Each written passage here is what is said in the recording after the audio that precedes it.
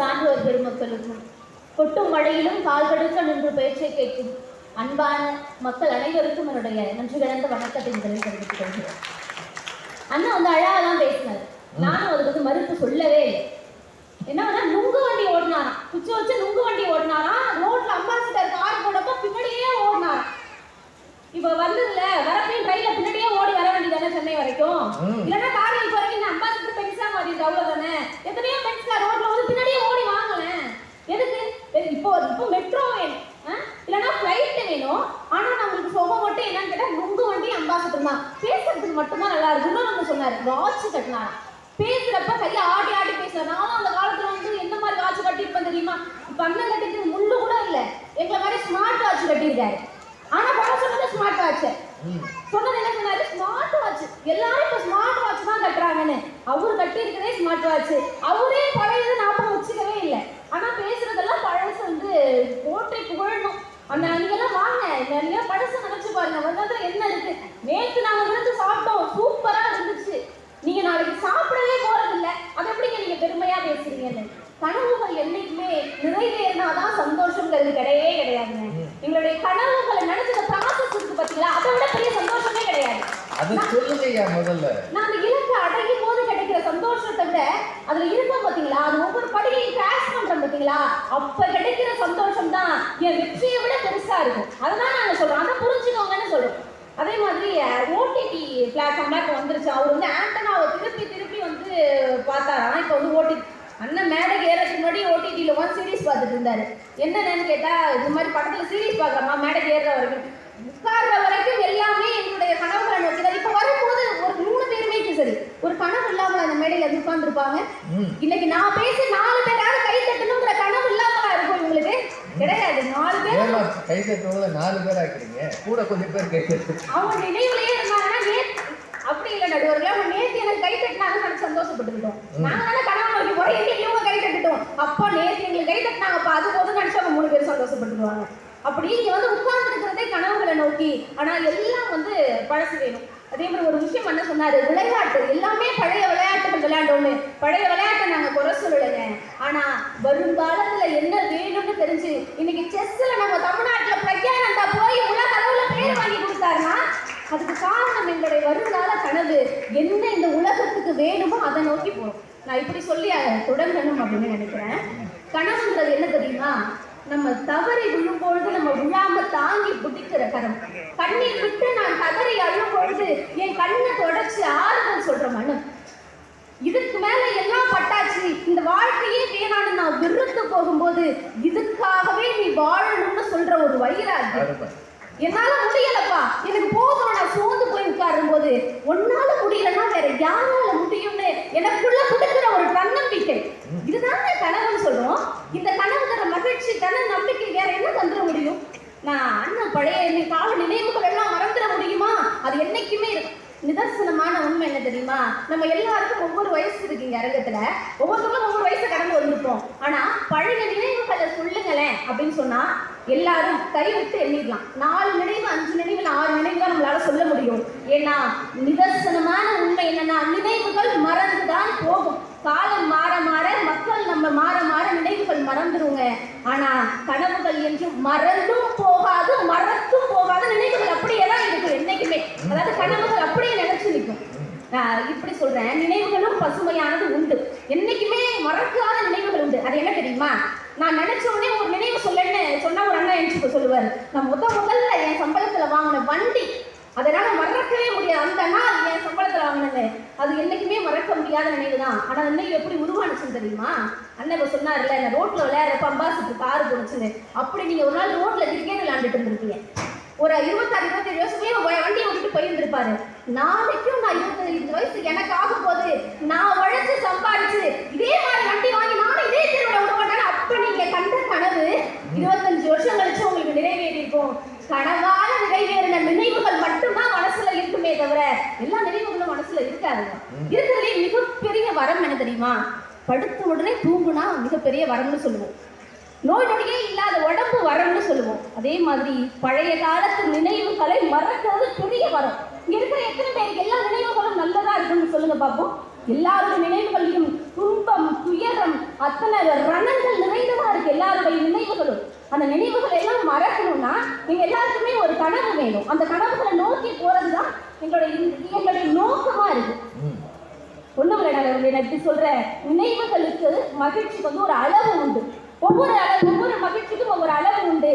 ஆனா எங்களுடைய வருங்கால கனவுகளுக்கு எந்த அளவுமே கிடையாது அது கொடுக்குற மகிழ்ச்சிக்கு. நான் ஒரு விஷயம் சொல்றேன். கனவு அப்படின்னு சொன்னாலே நம்ம எல்லாருக்கும் வெளியில வர பேர் என்ன தெரியுமா? அப்துல் கலாம்.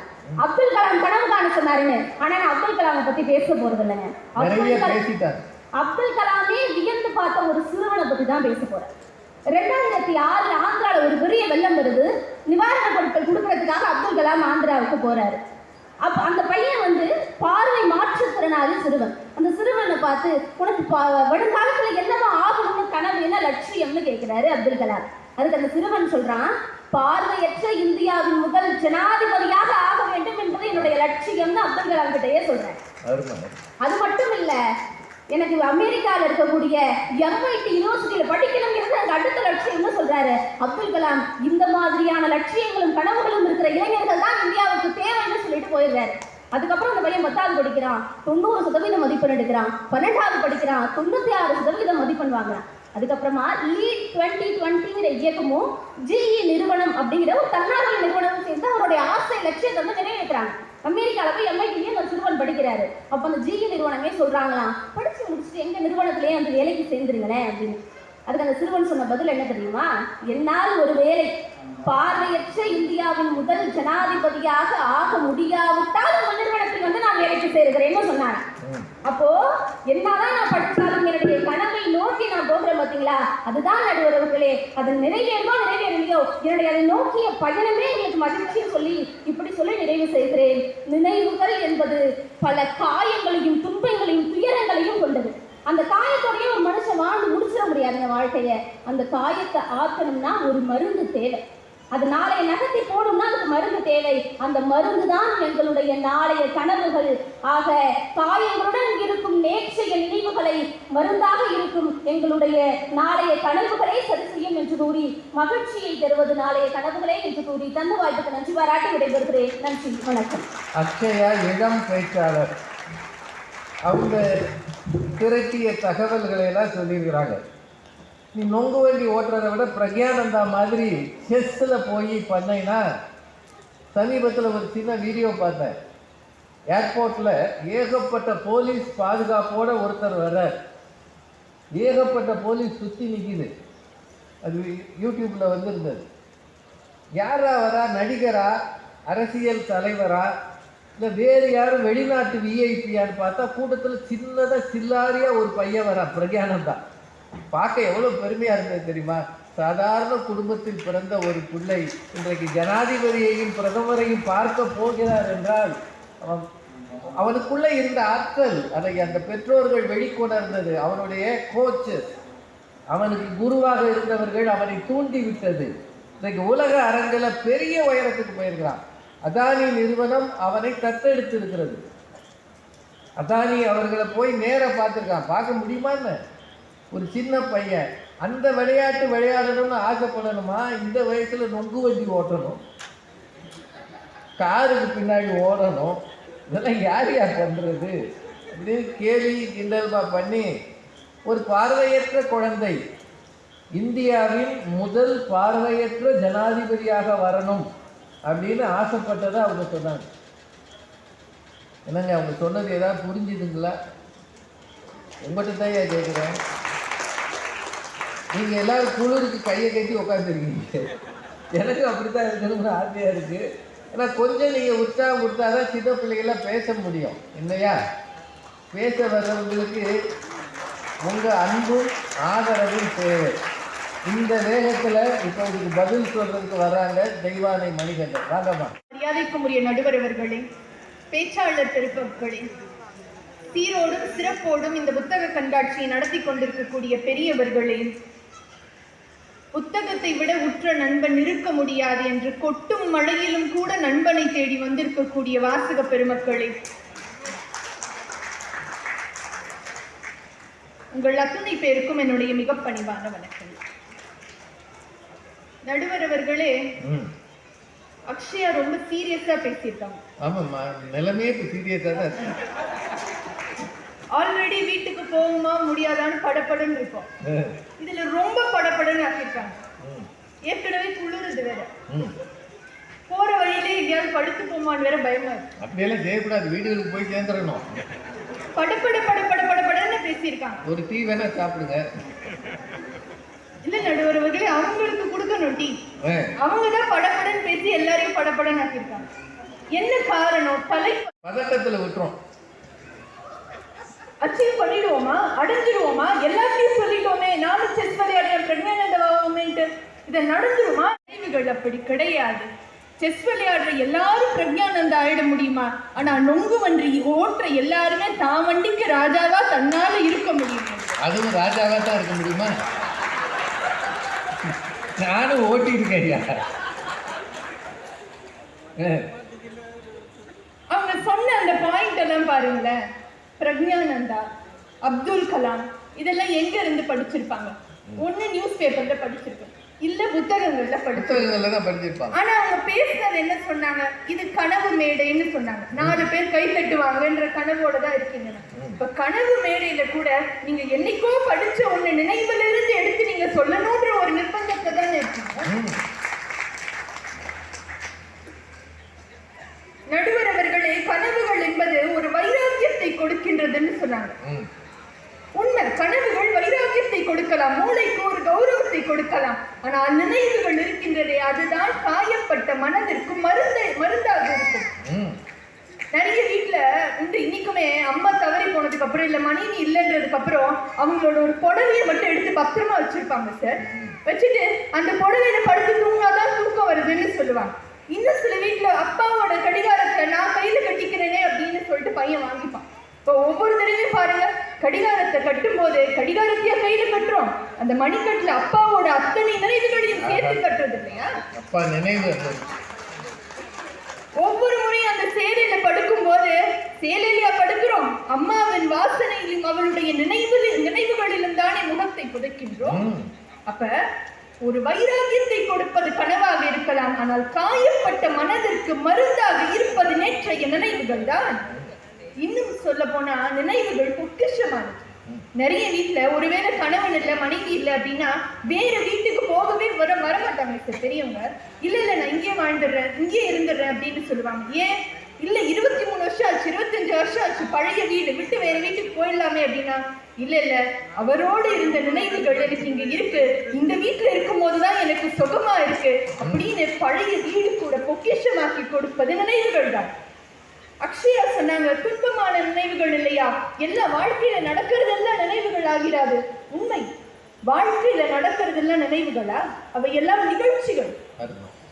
எது நினைவுகள் ஆகின்றது? எது ஒன்று நம் மனதை தாக்குகின்றதோ, இல்லை எது ஒன்று நம்முடைய மனதிற்கு அருகில் வந்து நிற்கின்றதோ, எதை ஒன்றை நம் மனது மறக்க முடியாமல் இருக்கின்றதோ அதுதான் நினைவாகின்றது. நிகழ்ச்சி வேற நினைவு வேறையா? நிகழ்ச்சிகள் வேறு, நினைவுகள் வேறு. குழப்புறீங்க. அது கனவோட பிரச்சனை. கனவுதான்.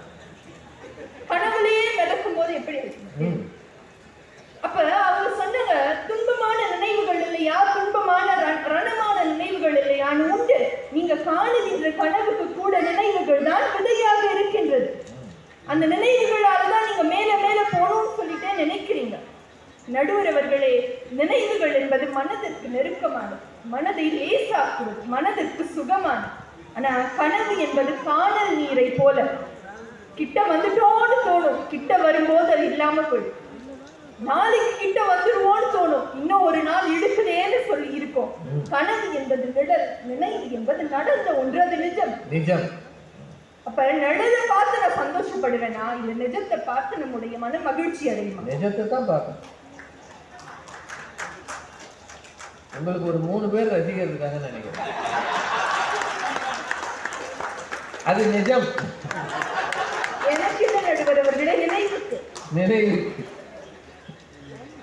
நடுவர் அவர்களே, நம்ம ஊர்ல என்ன பண்ணுவாங்க, பெரும்பாலும் பெரியவர்களுடைய பெயர்களை, இந்த ஏதாவது ஒரு ரோடுக்கு போனீங்கன்னா பாரதி தெரு அப்படின்னு இருக்கும், இன்னும் கொஞ்சம் தள்ளி போனோம்னா பாரதிதாசன் தெரு அப்படின்னு சொல்லி இந்த மேடைகள் எல்லாம் ஏதாவது ஒரு பரிசு கொடுப்பாங்க, அது நினைவு பரிசு அப்படின்னு சொல்லுவாங்க. புத்தகம் தான். ஆமா, நினைவு பரிசு சொல்லி கொடுப்பாங்க. நினைவு இல்லம், நினைவு மண்டபம் அந்த மாதிரி எல்லாம் கட்டுவாங்க. எங்கேயாவது கனவு பரிசு, கனவு மண்டபம், கனவு ரோடு அப்படின்னு ஏதாவது இருக்கா? எனக்கு தெரியும் இல்லம்மா, ஒருவேளை எதிரணியில சொல்லுவாங்க. ஏன்னா ஒருத்தரை பற்றி நாம் நினைப்பதே அவருக்கு செய்கின்ற நன்றியாக இருக்கின்றது. அவருடைய நினைவுகள் தான் அவருக்கு கௌரவமாகும். ஒண்ணு நடுவர்களே, இப்ப நாமளே திடீர்னு மயக்கம் போட்டு நான் விழுந்துட்டேன்னு வச்சுக்கோங்க. ஐயா வேண்டாமா, நல்லதா பேசுங்கம்மா. உங்க கனவு மோசமான கனவு. சும்மா ஒரு கனவு, ஒரு கற்பனை வச்சுக்கோங்க. எந்திரிச்சோன்னு வச்சுக்கோங்களேன், ஃபர்ஸ்ட் நான் என்ன சொல்லணும், நான் இன்னாரு, என் வீடு இங்க இருக்கு, இங்க என்ன கூட்டிட்டு போய் விடுங்க, நான் நினைவோட பேசினாதான் எனக்கு மரியாதை. அதை விட்டுட்டு 10 வருஷம் கழிச்சு நான் CEO ஆக போறேன், 5 வருஷம் கழிச்சு நான் டாக்டர் ஆக போறேன், நான் கூட்டிட்டு போறேன் சொல்லுவேன். இது நல்லா இருக்கு, இது ஏதோ பிளான் பண்ணி பேசுற மாதிரி. மனிதனை மனிதனாக்குவது நினைவுகள் நடுவர்கள். அதனாலதான் 2 வயசான நண்பர்கள் சேர்ந்தாங்க. இல்ல நம்மளோட நண்பர்களே எடுத்துக்கிட்டோம்னா விடிய விடிய பேசினாலும் பேசுறதுக்கு கதைகள், ஏன்னா எல்லாமே நினைவுகள். இப்ப நிறைய ஸ்கூல் காலேஜ்ல எல்லாம் ரீயூனியன் வருது, பழைய நண்பர்கள்லாம் சேர்ந்துக்கிறோம். எவ்வளவு தித்திப்பா இருக்கு, எவ்வளவு மகிழ்ச்சியா இருக்கு, அந்த அரங்கமே நிரம்பி வழிகின்ற இப்படி சந்தோஷமா இருக்கு. இதே இது ஒரு 10 வருஷம் இல்ல 15 வருஷம் முன்னாடி அந்த கேம்பஸ்ல ஒரு பிளேஸ்மெண்ட் நடந்துச்சுன்னு வச்சுக்கோங்களேன், அந்த சூழல் எப்படி இருந்தது? ஒரே படப்படன்னு இருந்திருக்காது. ஏன்னா பிளேஸ்மெண்ட்ல வேலைக்கு உட்காரும் போது எல்லோரும் கனவோடு இருப்பாங்க, திரும்பி ரீயூனியன்ல வந்து அதே பெஞ்சில் உட்காரும் போது எல்லோரும் பழைய நினைவுகளோடு இருப்பாங்க. அதுல ஆச்சரியம் என்னன்னா, நினைவுகளோட ஆச்சரியம் என்னன்னா, பொதுவாகவே நாம ஒரு விஷயத்தை பத்தி பேசும்போது நாம இங்கதான் இருப்போம், ஆனா நம்மளோட மனசு அங்க இருக்கும், நம்மளுடைய வயசு அந்த வயசா இருக்கும், நம்மளுடைய இடம் அந்த இடமா இருக்கும். அதனாலதான் நினைவுகளை மலரும் நினைவுகள்னு சொன்னாங்க. நேற்று நடந்த காரணத்தினாலே அவை மலர்ந்த நினைவுகளாகி விடுவதில்லை. எத்தனை முறை நினைத்தாலும் நம்மை அதே இடத்திற்கு எடுத்து செல்வதாலே அவை மலரும் நினைவுகளாக இருக்கின்றன.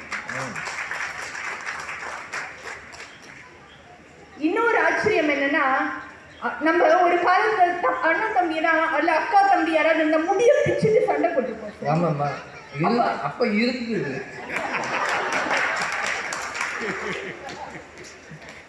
அப்ப அம்மா அடிச்சிருப்பாங்க, அழுதுருப்போம். இன்னைக்கு அந்த நினைவை யோசித்து பார்த்தா சந்தோஷமா இருக்கும். அப்ப அம்மா கையில சாதத்தை உருட்டி உருட்டி வச்சிருப்பாங்க, அதை சாப்பிட்டுருப்போம், சந்தோஷமா சாப்பிட்டுருப்போம். இப்ப நினைச்சா அப்படி நெகிழ்ச்சியா கண்ணில் தண்ணி வரும். அடுத்த நினைவுகள் சிரிக்க வைக்கும், சிரித்த நினைவுகள் அழ வைக்கும். இதுவே நினைவுகளுடைய பெருமை. நடுவர் அவர்களே ஒன்றும் இல்லை, ஒரு ஃபோன் வாங்குறேன், பச்சையா போய் ஃபோன் வாங்குறாங்கன்னு வச்சுக்கோங்களேன், 50,000 1,00,000 80,000 ஃபோன் ரேட் எக்கச்சக்கமா இருக்கு. எந்த ஃபோன் எடுத்தாலும் ஃபோன் கிளாரிட்டி நல்லா இருக்கான்னு பாக்குறோமா, போட்டோ கிளாரிட்டி நல்லா இருக்கான்னு பாக்குறோமா? Photo clarity.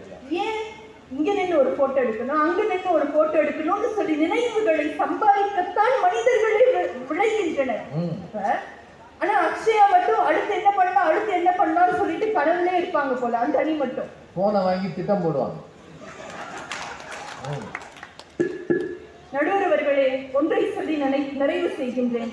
கனவு மேடை என்று அவர்கள் சொன்னார்கள். நியூசிலாந்துல ஒரு சின்ன இளம் பெண் எம்பியாக, இளம் பழங்குடியினர் பெண் எம்பியாக பதவியேற்றார். அந்த பார்லிமெண்ட்ல அவங்களுடைய பேச்சு இருக்கின்றதே ரொம்ப ரொம்ப வைரலா இப்ப சுத்தி போய்கிட்டே இருக்கு. என்ன காரணம்? அது கனவு மேடையாக இருந்தாலும் கூட தன்னுடைய இனத்தை நினைவுபடுத்துகின்ற வகையிலே அந்த மவோரி இனத்தை சார்ந்த ஹக்கா எனப்படும் போர் அறைக்கூவலை அந்த அரங்கத்திலே அவர் பதிவு செய்தார். கனவு மேடையில் கூட அவர் தன்னுடைய இனத்தை நினைவுபடுத்தின காரணத்தினாலதான் இப்ப ரொம்ப ரொம்ப வைரலா, அது பாப்புலரா போயிட்டு. இப்ப கனவுகள் கூட, கனவு மேடைகளில் கூட நினைவுகள் தான் நிற்கின்றன என்றால், அதனால்தான் பாரதி சொன்னார், கனவு மெய்ப்பட வேண்டும், கைவசமாவது விரைவில் வேண்டும் என்ற வரிக்கு முன்னாடி வரியாக நினைவு நல்லது வேண்டும், நெருங்கின பொருள் கைப்பட வேண்டும் என்று கனவுக்கு முன்பே நினைவை பாரதி வைக்கின்றார்.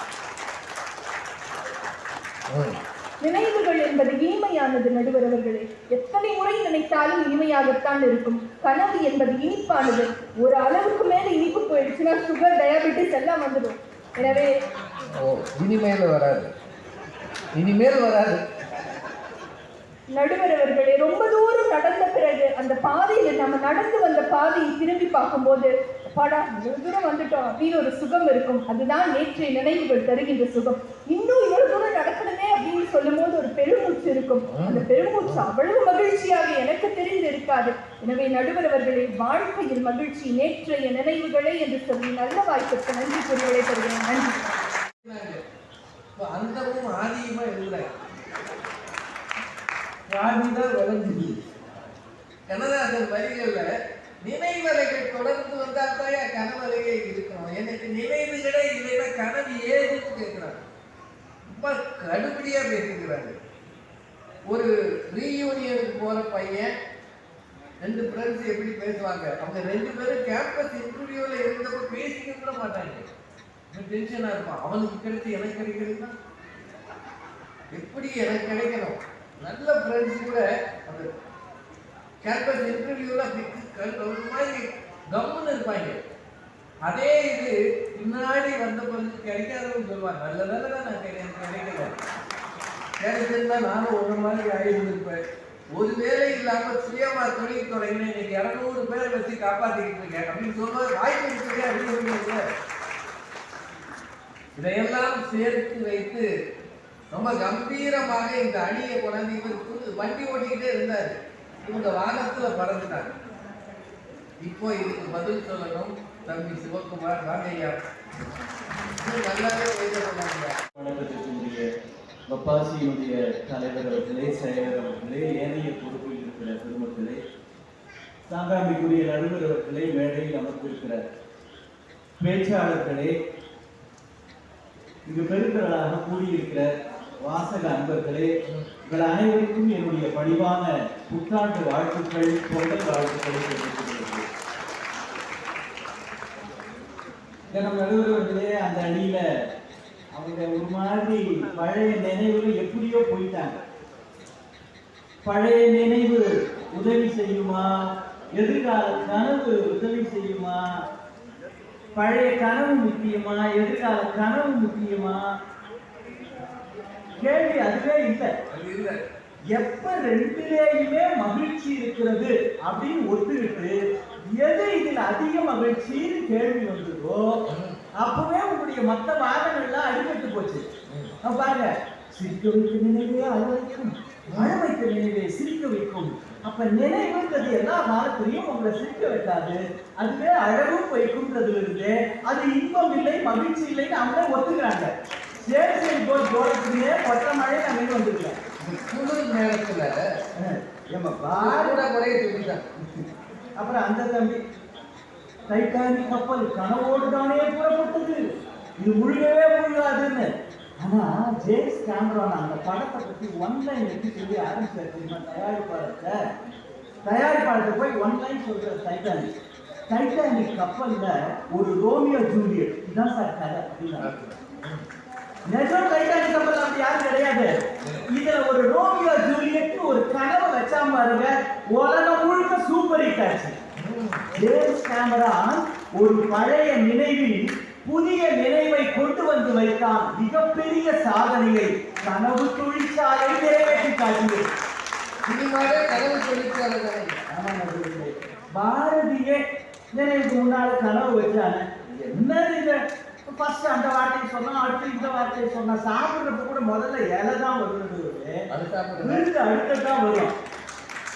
இலைதான் முதல்ல வந்தது, சிச்சி விருந்து 2வது வந்தது. நான் இலையே சாப்பிடுறேன்னா 2 காலா 4 காலான்னு பாக்குறவங்க யோசிப்பாங்க. என்னம்மா இதெல்லாம் ஒரு வாரம் என்ன சொல்றீங்கன்னு புரியுது. ஒரு கால் நீங்க வேற மாதிரி எடுத்துட்டா அது நான் பொறுப்பு இல்லை. 4 காலம் தான் நீங்க சொன்னீங்க. நடுவர்களே, அவங்க பாரதியை கோட் பண்றதுனால நான் சொல்றேன். பாரதி எழுதுறான், பிச்சைக்காரர்களாக இருந்தாலும் நமக்கு குடுகுடுப்பைக்காரன் பேரில் தான் கூடுதல் அபிமானம். அவன்தான் என் வீட்டுக்கு வந்து நாளை எனக்கு நல்ல காலம் பிறக்குது நல்ல காலம் பிறக்குது என்ற நம்பிக்கையை எழுதுகிறான். அந்த நம்பிக்கை தான் கனவு. எனவே அவன் பேரில் நமக்கு அபிமானம் சற்று அதிகம். அதனாலதான் பாருங்க, வேற எந்த பிச்சைக்காரனை பத்தி அவன் பாட்டு எழுதுற புதிய கோணங்கின்னு குடுகுடுப்பை காரணம் மட்டுமே வச்சு பாரதி எழுதுகின்றார் நடுவர்களே. சாமிமாருக்கு நல்ல காலம் பிறக்குது, நல்ல காலம் வருது, சாதிகள் சேருது, சண்டைகள் தொலையுது, 8 லட்சுமியும் ஏறி வளருதுன்னா இவங்க எதுக்கு ஏறி பாடுறாங்க? இன்னைக்கு இல்லைன்னாலும் நாளைக்கு நம்மளும் புத்தக திருவிழால ஒரு நடுவர் எழுத்துக்கு உட்கார்ந்தாங்க ஒரு கனவு. இப்பவே வாங்க. நானே ஒரு நாள் நடுவராக வந்துருக்கேன். நீங்கள் சிறந்த நடுவர். இதெல்லாம் எனக்கு கனவு கிடையாது. எழுத்துக்காரே கிடையாது நடுவர். எங்கள் அணியில் பேசி அக்ஷயா அவர்கள் ஒரு வரி சொன்னார். நேற்றைய நினைவிலே காயம் உண்டு. நடுவர்களே ஒன்றும் இல்லை, புத்தாண்டு 2 ஸ்வீட் பாக்ஸ் தராங்க. ஒரு ஸ்வீட் பாக்ஸ்ல வந்து லட்டு இருக்கு, ஜாங்கிரி இருக்கு, ஜிலேபி இருக்கு. இன்னொரு ஸ்வீட் பாக்ஸ்ல லட்டு இருக்கு, கூடவே 2 கரப்பாம்பூச்சி செத்து இருக்கு. நீங்க ரெண்டுல எதை ஸ்வீட்டுங்க? இதுதான் ஸ்வீட், இது பிளடி ஸ்வீட். புரியலையோ? இது தெரியலையோ? நல்லா காத்த விழலையோ? நேற்றைய நினைவு பிளடி ஸ்வீட் நடுவர் அவர்களே. அது நயவஞ்சகம் இருக்கும், துரோகம் இருக்கும், அடுத்து கெடுத்தவர்கள் இருப்பார்கள், நிராசைகள் இருக்கும். நடுவர்களே, நிராசைகள் இருக்குன்றதுக்கு நானே ஒரு உதாரணம் நடுவர்களே. எனக்கெல்லாம் எல்லா இளைஞனும் மாதிரி ஒரு காலத்துல சினிமாவில் நடிக்கணும்னு எனக்கு ஒரு பெரிய கனவு இருந்தது. ஓ, அந்த சிவப்பு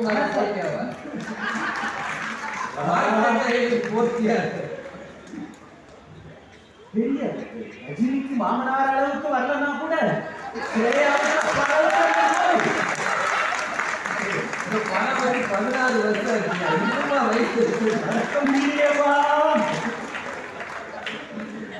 நல்ல நினைவு. என்ன வச்சு என்னோட நண்பர் ஒரு படமும் எடுத்தாரு.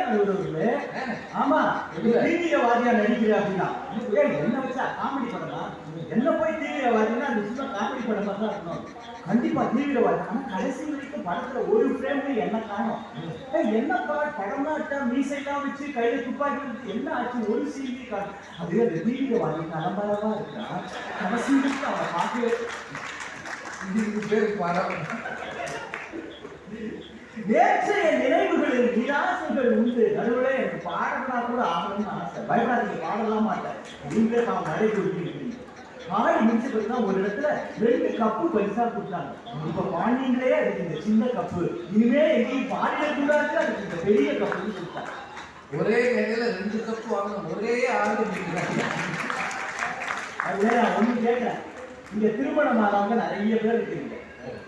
திருமணத்துக்கு போது நம்ம எல்லாருக்குமே ஒரு காலத்துல போட்டோ எடுத்து அதை ஆல்பமா போட்டு கொடுப்பாங்க. அப்புறம் வீடியோவா எடுத்து வீடியோ கேசட் அப்படின்னு கொடுப்பாங்க. இப்ப சிடி பென்டிரைவ் எல்லாம் கொடுக்குறாங்க. ப்ரீ வெட்டிங் ஷூட்டிங்கே நடத்துறாங்க. அந்த மாப்பிள்ளையும் பொண்ணையும் கூட்டிட்டு அந்த வீடியோகிராஃபர் பொண்ணு ஊட்டியும் மாப்பிள்ளை ஊட்டியும் அவங்க போனாங்களோ இல்லையோ தெரியல. ப்ரீ வெட்டிங் ஷூட்டிங் அந்த வீடியோகிராஃபர் கூட்டிட்டு மரணத்துக்கு வச்சு எடுக்கிறாரு. அவங்கள நெருக்கமா வேற அவங்க படம் எடுக்கிறாங்க. கடல்ல படகு மேல நிக்க வச்சு அதுக்கு தட்டக்கா போட்டுக்காரு, கடல்ல விழுந்து ஒண்ணு பாத்தீங்கன்னா சம்சார சாகரத்துல நீங்க போறாங்க. அதுதான் சிம்பாலிக்கா காட்டுறேன்.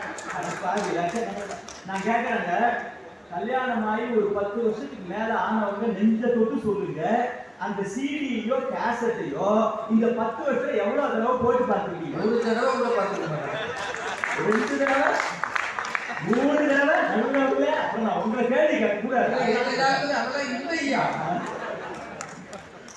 ஏன் அதை பார்க்கறது இல்ல? ஒரு தடவை நேரம் பார்த்ததுக்கு 10 வருஷம் பாடா பார்த்தேன். திரும்ப வேற இங்க. அதனாலதான் தமிழ்ல ஒரு பிரேஸே உங்களுக்கு தெரியுங்களா?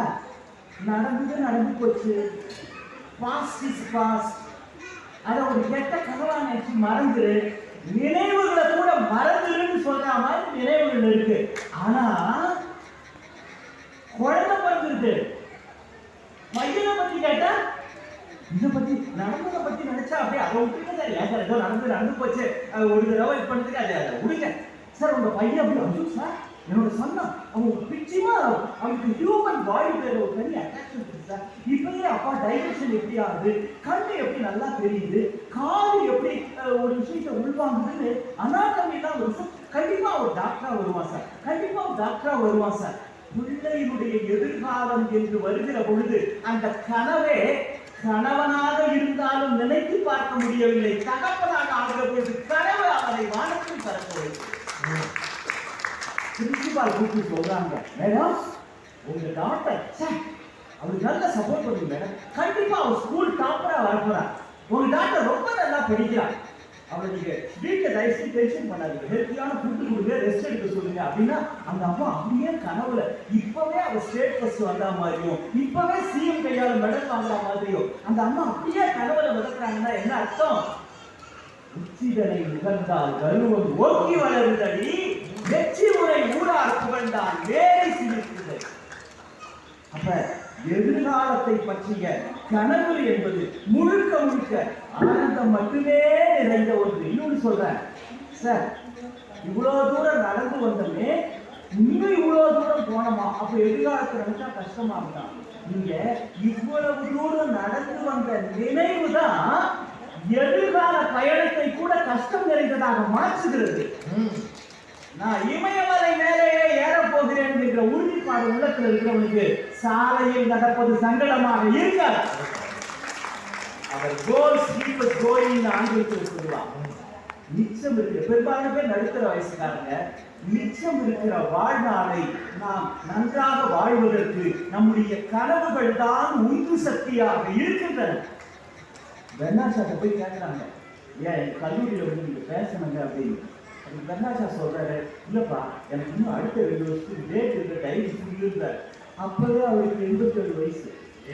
87 வயதில் கூட அடுத்த 2 ஆண்டுகளுக்கு பேச முடியும் என்கிற எண்ணம் தான் பெர்னாஷாவை மாணவர்களாக மாற்றுகிறது. ஓஷோ சொல்றாங்க, எனக்கு துணி தைக்க தெரிகிற தையல்காரரைத்தான் நான் புத்திசாலியாக நினைப்பேன். காரணம் அவன்தான் என் பழைய அளவுகளையே வைத்துக் கொண்டு எனக்கு துணி தைப்பது இல்லை. ஒவ்வொரு முறையும் என்னை புதிதாக அளவெடுத்துக் கொண்டிருக்கிறான். என் பழைய அளவுகளை வைத்து என்னை அவன் மதிப்பிடுவது இல்லை. புதிய அளவுகள் தான் எனக்கு பொருந்தும் என்று அவனுக்கு தெரிந்திருக்கிறது. பழைய அளவுகள் என்பதும் பழைய நினைவுகள் என்பதும் ஒன்றுதான். உங்கள் எதிர்காலத்தில் நீங்கள் உங்களுக்கு அணிய வேண்டிய ஆடையை தீர்மானிப்பது பழைய அளவுகள் அல்ல, புதிய கனவுகள் தான், புதிய லட்சியங்கள் தான். இதை சொல்லி நிறைவு செய்கிறேன். ஒரு எழுத்தாளருடைய கனவுதான் கதையாக வெளிப்படுகிறது. ஒரு கவிஞனின் கனவுதான் இந்த தேசம் எப்படி ஆக வேண்டும் என்று நினைத்த கனவுதான் காப்பியமாக வெளிப்படுகிறது. கலைஞர்கள் உள்ளுக்குள் தோன்றுகிற கனவுகள் தான் கலாபூர்வமான படைப்புகளாக வெளியாகின்றது என்றால் இந்த புத்தக திருவிழாவில் இங்கே குவிந்து கிடக்கின்றன அத்தனையும் படைப்பாளியினுடைய கனவுகள். அந்த கனவுகள் அவர்களுக்கு மட்டுமல்ல, சமூகத்துக்கே மகிழ்ச்சியை தருகிறது. நன்றி, வணக்கம். நீங்க மட்டும் இல்லைன்னு நீங்க எங்களை ஒத்தையில் விட்ட மாதிரி ஆயிடும். ஒத்தையில் ஐயாவும் நாங்களும் பேச வேண்டியதுதான். இல்லை, இந்த பிள்ளைகளாம் பேசிட்டு முன்னாடி உட்காந்து கை கட்ட வேண்டியதுதான். அதுதான் நல்லா இருக்கும்ல. இவருக்கு அவங்க இருக்கீங்க அப்படி கைதுனா நல்லா இருக்கும். நான் மட்டும் கடைசி வரைக்கும் ஒத்தையில் இருக்கணும். ரொம்ப அருமையா கம்பீரமா பேசியிருக்கிறார். இதுக்கு பெர்னாஷா, ஓஷோ, டெய்லர் தான் என்னை சரியாக அவ்வப்போது அளவு இருக்கிறான் அப்படின்னு சொன்னது எல்லாத்தையும் சொல்லி 87 வயசுல ஒருத்தருக்கு இன்னும் 2 வருஷத்துக்கு பேசுறதுக்கு டேட் இல்லையா? இதெல்லாம் பேச்சாளர் இருந்திருக்காங்க.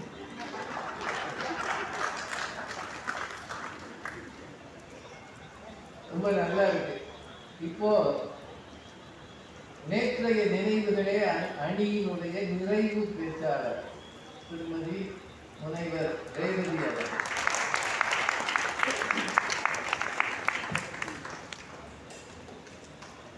போற்றுதலுக்கும் வணக்கத்துக்கும் உரிய நடுவர் அவர்களே, இந்த புத்தக திருவிழாவை மிக பிரம்மாண்டமாக ஏற்பாடு செய்து நடத்தி கொண்டிருக்கும் தென்னிந்திய புத்தக விற்பனையாளர் மற்றும் பதிப்பாளர் சங்கத்தை சார்ந்த சான்றோர் பெருமக்களே, இந்த அடாது மழை பெய்தாலும் விடாது தமிழ் கேட்போம் என்று அமர்ந்திருக்கக்கூடிய ரசிகர் பெருமக்களே, உங்கள் அனைவரையும் வணங்கி மகிழ்கிறேன். நடுவர் அவர்களே, எதிரணியில் என் அன்புக்குரிய அண்ணா சிவகுமார் ஐயா அவர்கள் வந்து பேசினார்.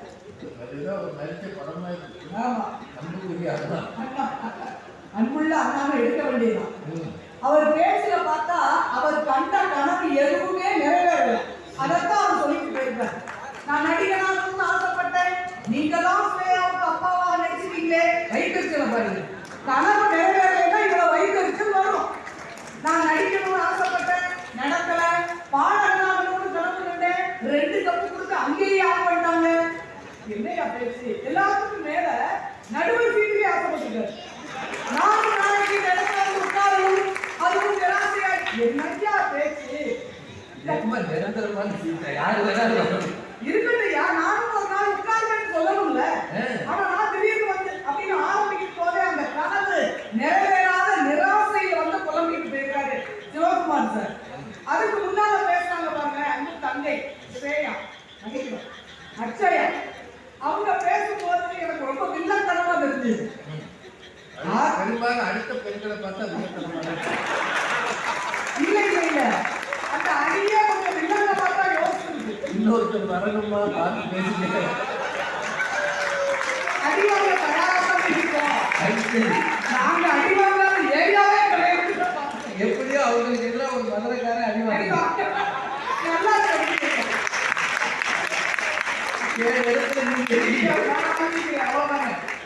நடுவர் அவர்களே வில்லங்கமா பேசியிருக்காங்க நம்ம அக்ஷயா வந்து. என்னவா தம்பி என்ன சொன்னாரு, அன்னைக்கு அம்பாசகர் கார் பின்னால ஓடியதும் நொண்டு வண்டி ஓட்டியதும் சொன்னாரு.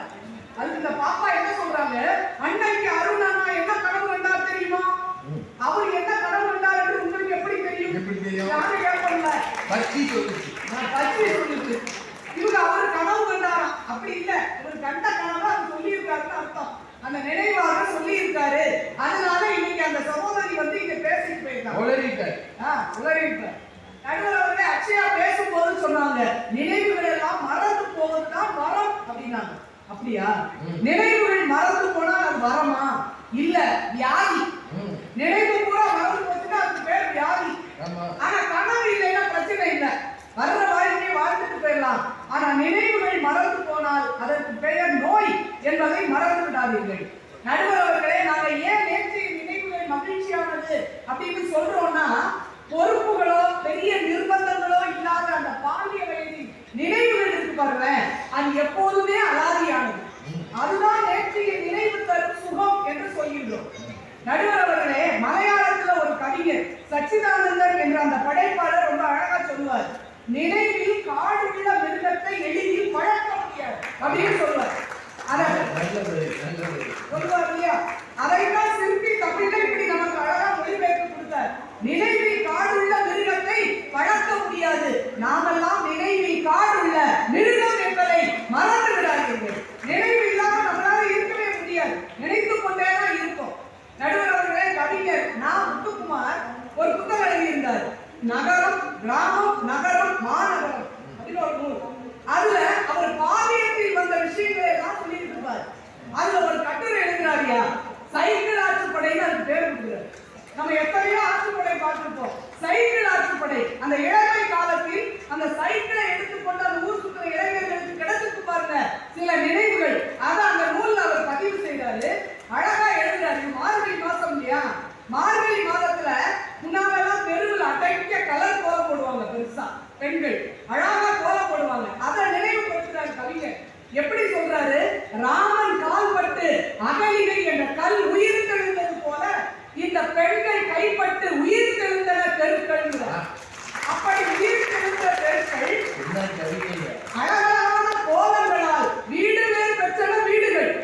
இப்படி இந்த பெண்கள் பெருசு பெருசா கோலம் போட்டு இருக்கும் போது அந்த கோலம் நல்ல கோலத்தை பார்க்கறதுக்கு வருவாங்க நம்ம இளைஞர்கள்.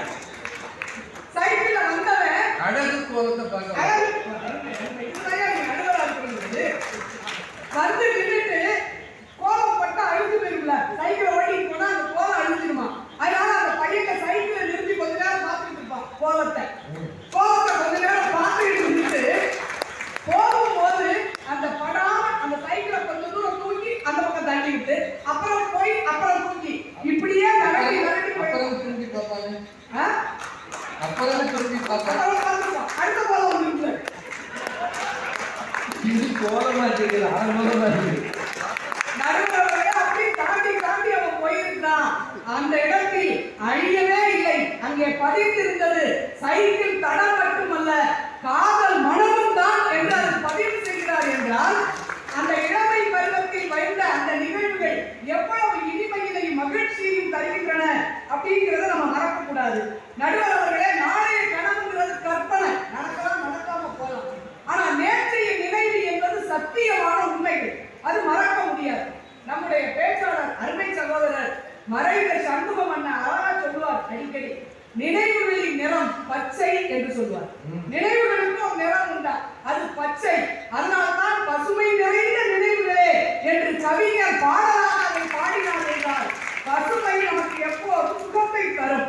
நடுவர் அவர்களே, அங்கே எல்லாம் அழகா சொன்னாங்க, நம்ம படிக்கிற காலத்துல போட்டோலாம் எடுத்துப்போம் இல்லையா, கூட்டமா நண்பர்களாக நின்று எடுக்கிறோம். அந்த போட்டோ வாங்குறதுக்கு ஸ்டுடியோல கேமராமேன் அந்த போட்டோவை வாங்குறதுக்கு ஒரு 5 ரூபாயோ 10 ரூபாயோ கிடைக்கவே கிடைக்காது. வீட்டுல போராடி அழுது அடம் பிடிச்சு அந்த 7 ரூபாய் 10 ரூபாய் வாங்கி ஒரு போட்டோ வச்சு நம்ம ஆசையா பார்த்தோம்.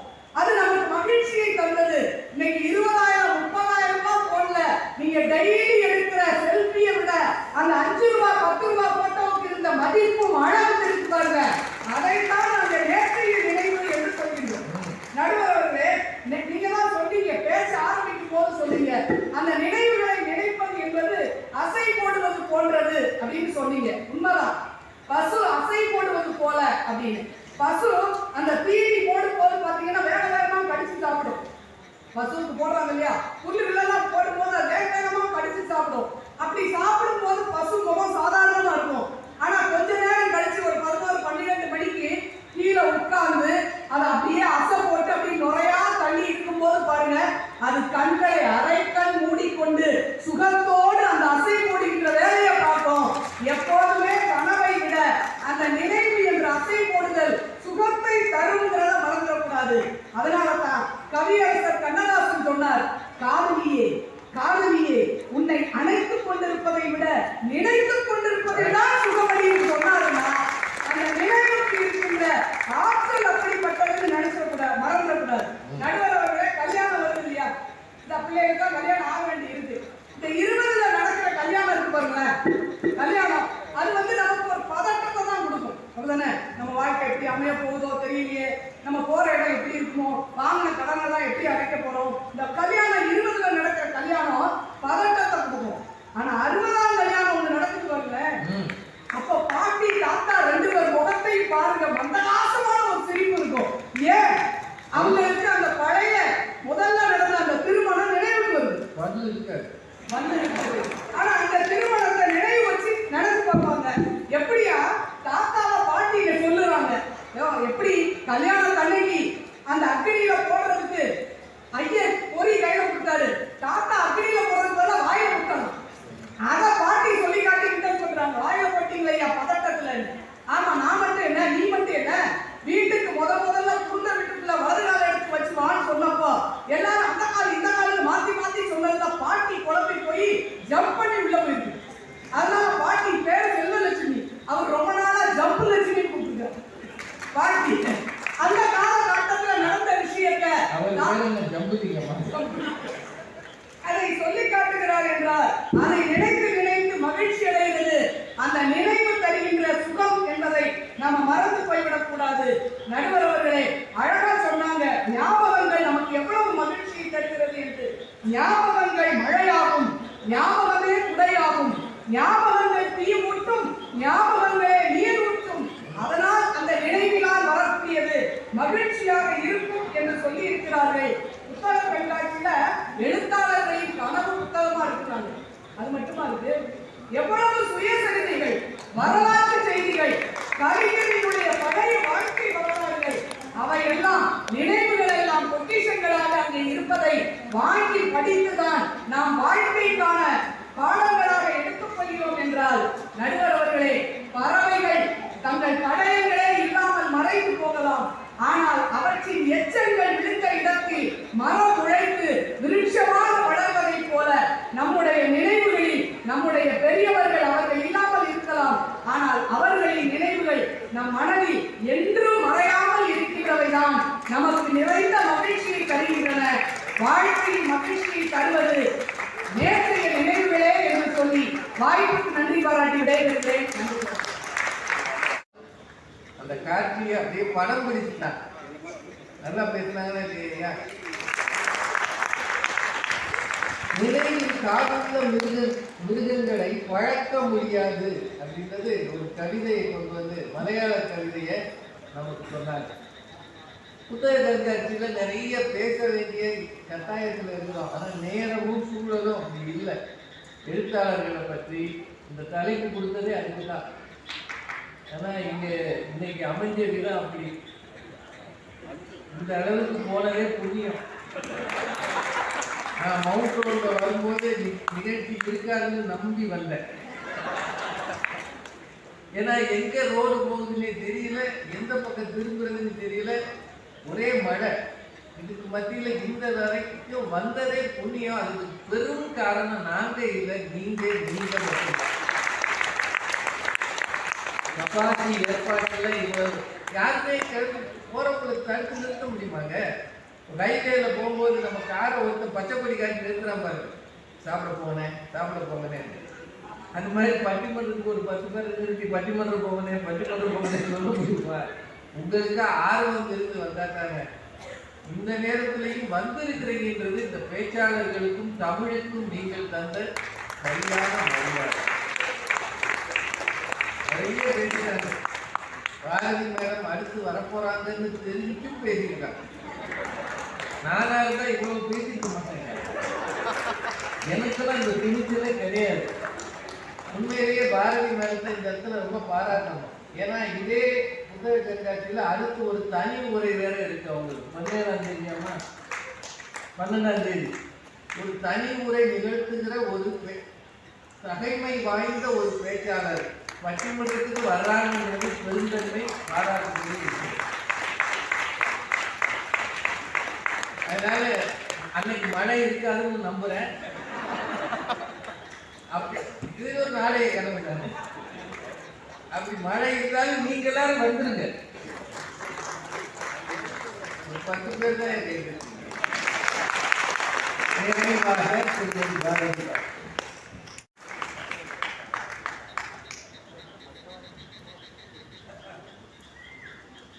அன்பும் அறிவும் வாய்ந்த நடுவர்களே, மேடையில் இருக்கின்ற பேச்சாளர் பெருமக்களே, மிகச்சிறப்பாக இந்த மழைக்கு நடுவேயும் இந்த நிகழ்வை ஒழுங்கு செய்திருக்கின்ற இந்த புத்தக கண்காட்சியினுடைய மூளையாகவும் இதயமாகவும் இயங்கிக் கொண்டிருக்கின்ற எங்களுடைய அன்புக்குரிய பப்பாசியினுடைய தலைவர் ஐயா கவிதா சேது சொக்கலிங்கம் அவர்களே,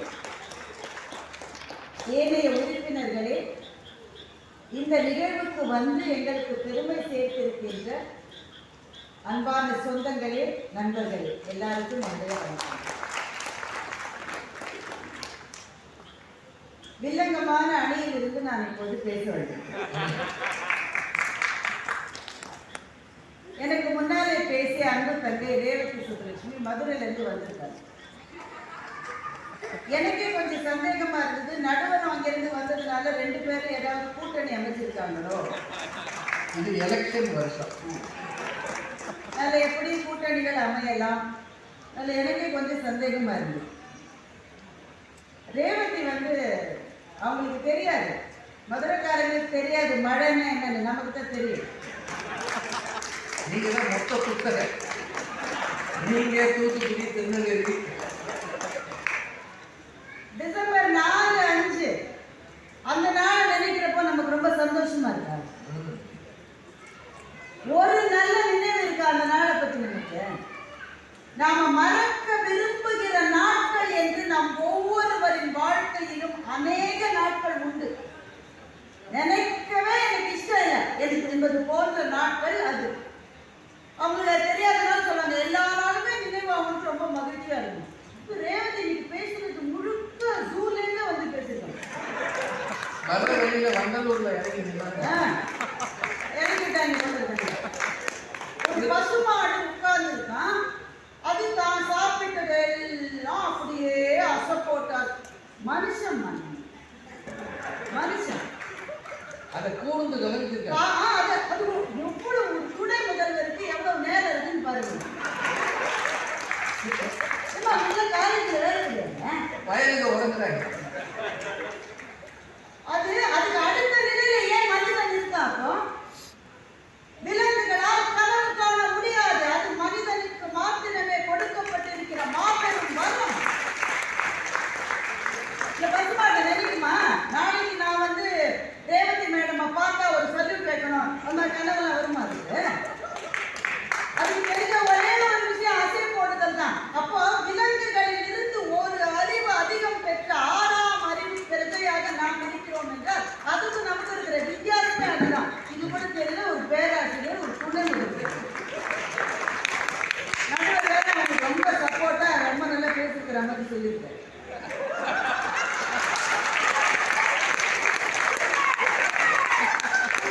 என்னடா என் பக்கம் திருப்பதி இப்பதான் பட்டிமன்ற சூடு முடிஞ்சு.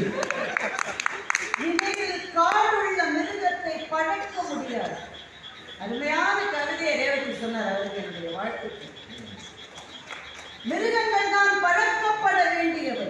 மனிதன் மற்றவர்கள் போய் போய் பழக்கப்பட்ட பாதையில் இருந்து புது பாதைகளை உருவாக்கக்கூடிய சக்தி மனிதனுக்கு இருக்கிறது என்றால் அது அவருடைய கனவுகளால் மாத்திரமே சாத்தியம் என்பதை ரேவதி எப்படி நீங்கள் மறந்து போனீர்கள்? ரேவதி பேசும்போது சொல்றாங்க, கண்ணதாசன் சொன்னார் காதலியை நினைப்பது சுகம். கண்ணதாசன் நீங்க சொல்லவே கூடாது. கனவுகளே கனவுகளே காலமெல்லாம் பாரீரோ, நினைவுகளே நினைவுகளே நின்று போக மாட்டீரோ. அதை கண்ணதாசன் எழுதின மாதிரி இப்ப படிக்கிறேன். நிம்மதியை காரீரோ. கனவுகளை கனவுகளை காலமெல்லாம் மாறிடும் சொன்னாலும் இருக்குமா? அவர் சொன்னாரா பேசினாலும் பொருத்தமா பேசுங்க. மதுரைக்காரங்க ரொம்ப நல்லது. அதை மட்டும் விட்டுருக்கமா, வேலையை பற்றி மட்டும் பேசுங்க. சார் ஒரு அலுவலக இடம் நடந்தது சார். சரி, இவங்க அதை வந்து விழா வரைய சொன்னாங்க. அது பசுமாடு அசை போட்ட மாதிரி அந்த ரேஞ்சு கஷ்டமா இருந்தது சார். அந்த பாட்டி வலது காலத்து இடது காலத்துன்னு தெரியாத ஒரு பாட்டி. ஜம்ப் எல்லாருமே வலது கால் தானே சொல்லுவாங்க. சில பேர் மாத்தி மாத்தி சொன்னாங்க. எப்பவுமே வலது கால் தான். ஆனா இந்த பாட்டிக்கு தன்னுடைய வலது கால் எது தனக்கே தெரியல, ஜம்ப் பண்ணிடு. அந்த தாத்தாவுக்கு பொரிய அக்னியில போட்டதெல்லாம் வாயில போட்டு. இவ்வளவு கூறு கேட்ட 2 பேரும் அறுபதாம் கல்யாணம்.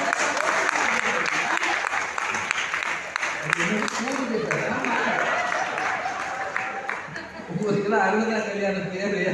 இல்ல, சுத்தி இருக்கிற பூரா சந்தோஷமா இருந்திருக்காங்க. சுத்தி இருக்கிறவங்க எல்லாம் யாரும் வயசுங்க இளைஞர்கள், அவங்க சந்தோஷமா தான் இருப்பாங்க. இப்படிப்பட்ட தாத்தா பாட்டியே நல்லா இருக்கும் போது நாளைக்கு நாம எப்படி கிடைச்சாலும் நாளைய கனவு தான் அவங்க சந்தோஷமாக்கிட்டு இருந்தாங்க. அப்புறம் அவங்க பயோகிராபிஸை பத்தி ரேவதி சொன்னது ரொம்ப நல்ல பாயிண்ட். இந்த இவ்வளவு கடைகளில் எத்தனை பேர் வந்து தன்னுடைய வாழ்க்கை வரலாற்றை எழுதியிருக்கிறார். அதெல்லாம் நேற்றைய நினைவுகள் தான். ஏன் வந்து எந்த புத்தகமும் விற்பனை ஆவதை விட வாழ்க்கை வரலாறு புத்தகங்கள் ஏன் அதிகமாக விற்பனை ஆகிறது? இந்த புத்தக கண்காட்சி எப்பவுமே பொன்னியின் செல்வன் தான் மிக அதிகமாக விற்பனை ஆகும். அதற்கு அடுத்த இடத்துல நீங்க வைத்து பார்க்கிற போது வாழ்க்கை வரலாறு ஏன் அதை வாங்கி படிக்கிறோம் சொல்லுங்க. நீங்க சொல்லுங்க, எத்தனையோ இளைஞர்கள் தான் அதிகமா வாங்குறாங்க. ஏன்? அந்த வாழ்க்கைகளை படிக்கிற போது நாளைக்கு என்னுடைய வாழ்க்கையிலும் பெரும் வளர்ச்சி வரும் என்று கனவுகளுக்கு உதவாகிறது. உங்கள் நினைவுகளுக்கு மரியாதை எப்போது என்றால் அது கனவுகளுக்கு உருவாகிற போதுதான் அந்த நினைவுகளுக்கு மரியாதை என்று சொன்னால் எது நினைவு பெருசா கனவு பெருசா?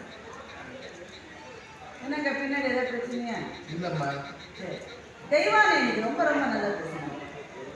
அபாரமான பேச்சு. ஆரம்பிக்கிற போதே ஒன்று சொன்னாங்க, நுங்கு வண்டி ஓட்டுபவர் தன் வண்டிக்கு தானே ராஜா என்று பேச்சை ஆரம்பித்தார். எந்த ராஜாவை சொன்னார்னு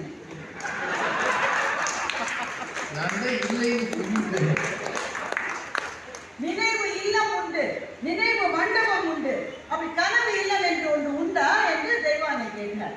ஒவ்வொருவரும் கட்டுகிற வீடு அவர்களுடைய கனவு இல்லம் தான். விளம்பரத்திலே கனவு இல்லம் தான் போடுறாங்க. தெரியுமா, ஒரு வீடு என்பது ஒரு கனவு ஆரம்பிக்கிற போது ஒரு சின்ன போர்ஷன்ல தான் அந்த வாழ்க்கையை ஆரம்பிக்கும்.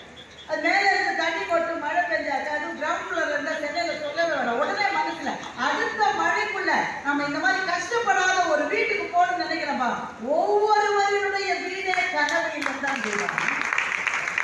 மழை பெய்யுற வரைக்கும்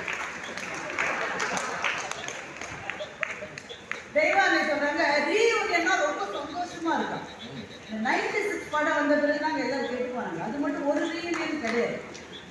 எல்லா ரீயூனியனும் எதுக்கு நடக்குது? எல்லாரும் மகிழ்ச்சியா இருக்காங்களா? நேற்று நின்றுகள் ஒன்றும் கிடையாது. எல்லோ சுடிதார் போட்ட என்னுடைய ஜானு வருமான்ற கனவுல தான் எல்லாரும் ரீயூனியன் போறாங்க. அதுதான் ஒரு கனவு தான். எல்லாரும் காலேஜ்லயுமா எல்லோ சுடிதார் போட்டு அந்த படத்தை பார்த்து எல்லாரும் வாங்கிட்டோம்ல. தெய்வானை சொல்றாங்க நீங்க நல்ல ஆரோக்கியமா இருக்கணும் தெய்வானி. என் தங்க நல்லா இருக்கணும் தான் என்னுடைய பிரார்த்தனை. நான் திடீர்னு மயங்கிட்டேன். அவங்க சொன்னதான் நான் சொல்றேன். நானும் சொல்றேன். திடீர்னு மயங்கி விழுந்துட்டேன். உடனே எழுதி அவங்க கேட்பாங்களா? தெய்வானை சொல்ல நான் யார், என்னுடைய அட்ரஸ் என்ன அப்படின்னு நான் சொல்லணும். சொல்ல 10 வருஷம் கழிச்சு நான் பெரிய ஆளாகனே நான் ஹாஸ்பிட்டல் சேர்த்துருவாங்க. இதுதான் புத்திசாலித்தனமான பேச்சே இருந்தது. மயங்கி விழுந்த பிறகு எழுந்து உங்களுக்கு கான்சியஸ்னஸ் இருக்கான்னு பார்ப்பாங்க, உணர்வு இருக்கான்னு பார்ப்பாங்க. நினைவு வேறு, கான்சியஸ்னஸ் வேறு. Memory is different from consciousness. இது தெரியாம அவங்க வந்து நம்ம குழப்புறாங்க தெய்வானை. ஆனால் அப்படி ஒரு வேளை மயங்கி விழுந்துட்டு வச்சுக்கேன் தங்கச்சி தெய்வானை எழுந்துட்டாங்க, வீட்டுக்கு போயிட்டாங்க. முதல்ல தெய்வானை என்னோட மனசுல என்ன வரும்?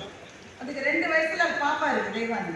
அந்த குழந்தைய பார்த்துட்டு தெய்வானை நினைப்பாங்க, இனி ஒரு தடவை நான் இப்படி மயங்கி விழுந்துடக்கூடாது, என் குழந்தைக்காகவாது நான் ஆரோக்கியமா இருக்கணும் அப்படின்னு நினைப்பாங்க. அதுதான் ஒரு கனவு தான் தெய்வானை. தெய்வானை பேசுற போது சொல்றாங்க, தாயின் புடவை தந்தையின் கடிகாரம் இதெல்லாம் நாம பத்திரமா வச்சிருக்கோம். அந்த நினைவுகள் மகிழ்ச்சியை தருங்க. தெய்வானே உங்களுக்கு தெரியாது, அது மகிழ்ச்சியை தருவது அல்ல, அது துக்கத்தை திரும்ப திரும்ப திரும்ப கிளறி விடுகிற நினைவுகள் தான். புடவை இருக்கிறது, அந்த புடவையை பார்க்கிற ஒவ்வொரு வினாடியும் இந்த புடவை எந்த தாயினுடைய மடியிலே இருந்ததோ அந்த தாய் இப்போது இல்லையே என்ற துக்கத்தை அது கிளறி விட்டுக் கொண்டே இருக்கிறது. அந்த நினைவுகள் புனிதமானவை, ஆனால் அது இனிமையானவை என்று எப்படி சொல்கிறது? ஒரு மரணம் என்பது நம்முடைய நினைவு அடுக்கிலே என்றென்றைக்கும் குறைந்து வாடுகிறது. ஆனால் ஒவ்வொரு நிமிடமும் என் தாயை நினைக்கிற போது என் கண்ணிலிருந்து கண்ணீர் வருகிறது. அவளோடு வாழ்ந்த நாட்களில் திரும்ப வரவே வராது என்ற கவலை மேகங்களை என் இதயத்துக்குள்ளே நான் தூக்கி சுமக்கிற போது எனக்கு எது நம்பிக்கை தருகிறது? என் மகளை பார்க்கிறேன். எங்க அம்மா இருக்கிறவள நீதாண்டா என்னுடைய அம்மானு என்னுடைய மகளை நான் அழைக்கிறேன் அல்லவா? அந்த நாளைய கனவு தான் தொடர்ந்து வாழ்வதற்கான ஒரு உத்வேகத்தை எனக்கு தருகிறது என்றால், நினைவுகளில் ரொம்ப ரொம்ப கஷ்டமான நினைவுகள் உண்டு. அதனால்தான் சில சமயம் ராத்திரி தூக்கமே வரலைங்க, ரொம்ப கஷ்டமா இருக்கு, பழைய நினைவு வந்துட்டே இருக்குன்னா டாக்டர் சொல்றாங்க அதெல்லாம் மறந்துருக்காங்க. மறதி ஒரு வரம் என்று எப்போது நாம் சொல்லுகிறோமோ, எப்போது ஒத்துக்கொள்கிறோமோ அப்போதே நினைவுகள் இனிமையை தரும் என்ற அந்த வாதத்தை இந்த அணியில் இருக்கிற 3 பேர் வாபஸ் வாங்க. மறதி நல்லது ஏங்க சொல்றோம்? சில விஷயத்துல மறந்தாதான் மனுஷன் வாழ முடியும். அப்படி என்றால் சில நினைவுகள் அவ்வளவு கொடுமையானது. எங்க நடுவர் அவருடைய புத்தகத்துல எழுதியிருக்காரு, மதுரையில அவர் பேச்சாளராக வருவதற்கு முன்னாடி ஒரு வீட்டுல போய் பரீட்சைக்கு கட்டுறதுக்காக 100 ரூபாய் தான் அந்த பணம் அவருக்கு தேவையா இருந்திருக்கு. அந்த காசு இல்லை இந்த கையில, 100 ரூபாய் தான். அப்போ ஒருத்தர் இவரை கூட்டிட்டு போய் ஒரு வீட்டு வாசல்ல நிக்க வச்சு இந்த வீட்டுல இருக்கிற ஐயா வந்து கேட்ட உடனே கொடுப்பாரு, நீ இங்கேயே நின்று எங்கேயும் போயிடாத, நான் 100 ரூபாய் வாங்கிட்டு வந்து வீட்டு வாசல் இவரை நிறுத்தி வச்சுட்டு அவர் போயிட்டார். காலையில 10 மணிக்கு நின்ற எங்களுடைய நடுவர் சாப்பாடு கூட போறேன்னா அந்த நேரத்தில் ஒரு நாள் வந்துட்டாங்க, நம்ம அந்த வாய்ப்பை தவறு விட்டு விடக்கூடாதுன்னு சொல்லி 5 மணி மட்டும் அதே இடத்துல நின்றுருக்காரு, ஆணி எடுத்த மாதிரி. அந்த ஆள் 5 மணிக்கு திரும்பி வந்து ஓ ராசி அந்த ஆள் இல்லைன்றான்னு சொல்லிட்டு போயிட்டாரு. இன்றைக்கும் மதுரைக்கு நாங்கள் போனால் அந்த இடத்தை கிராஸ் பண்ணி போற போது எங்கள் நடுவர் அதை திருப்பி திருப்பி அந்த இடத்தை பார்த்துட்டு போவார். எனக்கு இந்த இடத்துனாலே நான் நின்றேன் மகிழ்ச்சியா, மரண வலி, சில நினைவுகள் அப்படிப்பட்ட கொடூரமான நினைவுகள். அதை மறக்க வேண்டும் என்று நாம் துடிப்போம், ஆனால் மறக்க முடியாது. ஆனால் அந்த இடத்திலிருந்து மீண்டு வருகிற போது அவருக்கு எது சக்தியை கொடுத்துருவார்? ஒரு நாள் நான் வருவேண்டாம், மதுரைக்கு ராஜாவா வருவேண்டாம் நான் நினைச்சிருக்காங்க. நான் நினைக்கிறோம் இல்லை அவனுக்கு சொல்லிட்டேன். கனவுகள் நம்ம வாழ வைக்கும், வாழ்க்கைகள் அவமானங்களால் நிறைந்தது. உங்க 3 பேரும் வாழ்க்கை என்பது கடந்து வந்த பாதை முழுக்க பூ தூவி இருக்கிற வண்ண பாதை என்பது மாதிரி பேசி நம்ம ஏமாற்றுகிறார்கள். கொஞ்சம் திரும்பி பார்த்தா வாழ்க்கையில் எடுத்து வைத்த அடியில் எல்லாம் வெடிகுண்டு வைத்த நம்முடைய நண்பர்களுடைய துரோகங்கள் நம்மை முடிக்கவில்லை. அதை நினைக்கிற போது ரொம்ப சந்தோஷமா இருக்கா? என்னுடைய ஃப்ரெண்டு தான் எனக்கு ரொம்ப துரோகம் பண்ணி 3 பேர். எத்தனை காதல் தோல்விகள் நெஞ்சை கத்தி போல அறுக்கின்றன. அந்த காதல் தோல்விகளை நினைக்கிற போது ரொம்ப மகிழ்ச்சியா இருக்கும் உங்களுக்கு எல்லாம். எத்தனை பிரேக்கப் சொன்னாதான் தெரியும். நான் உனக்காக என் சந்தோஷங்களை எல்லாம் விட்டுக் கொடுத்தேன், நீ உன் சந்தோஷத்துக்காக என்னையே விட்டுக் கொடுத்தாங்க கவிதை எழுதினாங்க. அவருடைய நெஞ்சில் பழைய நாள் ஞாபகங்கள் எல்லாம் ரொம்ப மகிழ்ச்சியா. ஆனா அதையும் தாண்டி அவன் வாழறான். ஏன் அவன் என்னை விட்டுட்டு போயிட்டான். ஆனா நாளைக்கு அதை விட சிறப்பா இன்னொரு பெண் எனக்கு மனைவியா வருவான்ற நம்பிக்கை தாங்க கனவுன்னு நாங்க சொல்றோம். தெய்வானை பேசுகிற போது சொன்னாங்க, நியூசிலாந்துல 21 வயதான அந்த ஒரு சிறு பெண் எம்பியா பதவி ஏற்றிருக்கிறார். அந்த வீடியோவை நீங்க பாருங்க. அந்த மொழி நமக்கு புரியல, அவங்க என்ன சொல்றாங்கன்னு புரியல. ஆனா நமக்குள்ள அப்படிப்பட்ட ஒரு உத்வேகம் வருகிறது. முதல் முறையாக எம்பியாக எலெக்ட் ஆயிருக்கிற 21 வயது பெண் அந்த பார்லிமெண்ட்ல, நியூசிலாண்டினுடைய பார்லிமெண்ட்ல ஒரு 2 நிமிஷம் ஒரு பழங்குடியினருடைய பாடலை பாடுகிறார். மெய் சிலிர்க்கிறது. அது என்ன தெரியுமா? அது நேற்றைய நினைவு தெய்வானை சொல்றாங்க. அல்ல, 3 தலைமுறைகளாக ஒடுக்கப்பட்ட ஒரு இனத்தினுடைய கனவை அந்த பெண் நிறைவேற்றியிருக்கிறார். ஒடுக்கப்பட்ட இனம் நியூசிலாந்து. அவங்க மொழி பேசிட்டு அவங்க நாட்டில் வாழலாம். வெளியிலிருந்து வந்தவர்கள் அவர்களுடைய இனத்தை ஒடுக்கி, அவர்களுடைய மொழியை ஒடுக்கி, அவங்க தலை நிமிர முடியாமல் கண்ட உடனே சுட்டுக் கொண்டிருக்கிறார்கள். ஒழித்து வாழ்ந்த அந்த இனத்திலிருந்து ஒரு பெண் இன்றைக்கு எம்பியா வந்து நிற்கிற போது 3 தலைமுறை கண்ட கனவை அவள் நிறைவேற்றியிருக்கிறாள். அந்த மகிழ்ச்சியை தான் உலகம் இன்றைக்கு கொண்டாடி கொண்டிருக்கிறது. இலக்கியத்தினுடைய படைப்புகள் எல்லாமே எழுத்தாளனுடைய கனவு என்று நாம் சொல்லுவோம். 1921 மகாகவி பாரதி பாடுகிறார், ஆடுவோமே பள்ளு பாடுவோமே ஆனந்த சுதந்திரம் அடைந்து விட்டோம் என்று. 47 கிடைத்த சுதந்திரத்தை 21 கனவாய் கண்டு பாடிய மகாகவியை கொண்டாடி கொண்டிருக்கின்ற தலைவரையில் சந்திர மண்டலத்திய கண்டு தெளிவோம் பாரதி 1920 பாடினார். இன்னைக்கு வீர முத்துவேல் அவர்களை தலைவராக கொண்ட சந்திரயான் மிஷன் போகிற போது ஒவ்வொரு இலக்கியவாதியும் ஒரு கனவை இந்த மண்ணிலே விதைத்து விட்டு செல்கின்றனர். I have a dream என்று பாடிய மார்ட்டின் லூதர் கிங் ஜூனியர் கருப்பின மக்களுக்கு இழைக்கப்பட்ட கொடுமைகளுக்காக அந்த பாடலை பாடிக்கொண்டு அவர்கள் அமெரிக்காவுடைய வீதிகளிலே நடந்த போது ஒரு கனவை விதைத்து விட்டு சென்றார். ஒபாமா அமெரிக்காவுடைய பிரசிடென்டாக வந்த போது அந்த பாடலை மொத்த அமெரிக்காவுமே பாடியது. ஏன்? விதைக்கப்பட்ட கனவு அந்த உழைத்து வந்திருக்கிறது. கனவுகள் வைராக்கியமானது. நாம் படுகிற அவமானங்கள், நம்முடைய வெற்றியை பொறுக்க முடியாதவர்கள், நமக்கு துரோகம் செய்தவர்கள், நீ எல்லாம் பெரிய அளவு வந்துடுவதே நான் பார்க்கிற அதை என்று சொன்னவர்கள் அத்தனை பேருக்கும் ஒவ்வொருவருக்கும் நின்று நின்று நின்று நின்று நம்மால் பதில் சொல்ல முடியாது. தோழர்களை தோழிகள், அவர்களுக்கு நாம் சொல்லக்கூடிய ஒரே பதில் அவர்கள் முன்னால் உயர்ந்து காட்டுவதுதான். அதை கனவு ஒன்றுதான் சாத்தியம். ஒவ்வொரு அறிவியல் கண்டுபிடிப்புக்கும் பின்னாலே ஒரு கனவு தான் இருந்திருக்கிறது. ஸ்டூடெண்ட்ஸ் இருக்காங்கன்னு எனக்கு தெரியல, நிச்சயமா கெமிஸ்ட்ரியில எல்லாரும் படிச்சிருக்கீங்க. பென்சீன், அதை பற்றி படிச்சிருக்கீங்க. C6H6. அந்த பென்சீனுடைய வடிவமைப்பு எப்படி இருக்க போகிறது தெரியாம பல்லாண்டுகளாக கேக்குலே ஆகஸ்ட் கேக்குலே என்கின்ற விஞ்ஞானி ஆராய்ச்சி செய்து செய்து செய்து செய்து அதனுடைய ரிங் ஸ்ட்ரக்சர் அவரால் கண்டுபிடிக்க முடியும். அந்த ஆராய்ச்சியினுடைய கடைப்பில் ஒரு 5 நிமிஷம் கண் அசந்த போது அவருடைய கனவுக்குள் ஒரு பாம்பு தன்னுடைய வாலை தானே கவ்விக்கொள்ளுகிற அந்த கனவு வந்தது. உடனே பென்சீன் என்பது வட்ட வடிவமாகத்தான் அதனுடைய ஸ்ட்ரக்சர் இருக்கும் என்று கண்டுபிடித்தார் என்றால், தூங்கும் அப்துல் கலாம் அதைத்தான் சொன்னார், தூக்கத்திலே வருவதல்ல கனவு, எது உன்னை தூங்க விடாமல் செய்கிறதோ அதுதான் கனவு என்று சொன்னார். போலியோ இல்லாத உலகமாக கிட்டத்தட்ட இந்த உலகமாக இருக்கிறது. ஆனா நீங்க உங்க அப்பா பாட்டு கேட்டு பாருங்க, உங்க தாத்தா பாட்டு கேட்டு பாருங்க. அவர்கள் வாழ்ந்த காலத்தில் ஒவ்வொரு தெருவிலும் 10 பேராவது கால் விளங்காமல் போலியோனால் பாதிக்கப்பட்டவர்கள் இருந்திருப்பார்கள். அந்த நிலைமையை கடந்து இன்றைக்கு வந்திருக்கிறோம் என்றால் ஜோனஸ் சாக் என்கின்ற விஞ்ஞானியுடைய கனவு, கால் கை சரியாக இயங்குகிற மனிதர்கள் மாத்திரமே இந்த உலகத்தில் எதிர்காலத்தில் வாழ்வார்கள் என்பதை தன்னுடைய மிஷன் ஸ்டேட்மெண்டாக கனவாக அவர் எழுதி வைத்து அவர் கண்டுபிடித்துதான் போய்விடுறோம். ஒவ்வொரு விஞ்ஞான கண்டுபிடிப்புக்கும் பின்னாலே கனவு இருக்கிறது. ஒவ்வொரு கலை படைப்புக்கும் பின்னால் கனவு இருக்கிறது. எழுத்தாளர் ஜெயமோகன் எழுதுகிறார், 2000, 3000, 4000 வருஷத்துக்கு முன்னால வாழ்ந்த மனிதன் குகை ஓவியங்களை செதுக்கிவிட்டு போயிருக்கிறார். அவன் என்ன மொழின்னு நமக்கு தெரியாது, அவன் என்ன பேசினா நமக்கு தெரியாது, அவனுக்கு மொழி இருந்ததா கூட தெரியாது. அவன் குகை ஓவியங்களை செதுக்கி விட்டு போயிருக்கிறார். அந்த குகை ஓவியங்களை நீங்கள் போய் பார்த்தால் எந்த நாட்டில், நம்ம தர்மபுரியில இருக்கு, கர்நாடகாவில் இருக்கு, ஆப்பிரிக்கால இருக்கு, எங்க போய் பார்த்தாலும் குகை ஓவியங்கள் ஒன்றே போல் இருக்கின்றன. மனிதன் 20 அடிக்கு செதுக்கிட்டாங்க. அவன் 6 அடி 7 அடி தானே எடுத்துருப்பாங்க. ஆனா 20 அடி மனித உருவங்களை செதுக்கி இருக்கிறார்கள். சுற்றிலும் எல்லா மிருகங்களையும் சின்ன சின்னதாக செதுக்கி இருக்கிறார்கள் என்றால் ஆதி மனிதனுடைய கனவே தன்னை தாக்க வருகிற விலங்குகளை விட தான் உயர்ந்து இருக்க வேண்டும் என்ற கனவைத்தான் அவர்கள் குகை ஓவியங்களாக செதுக்கி இருக்கிறார்கள்.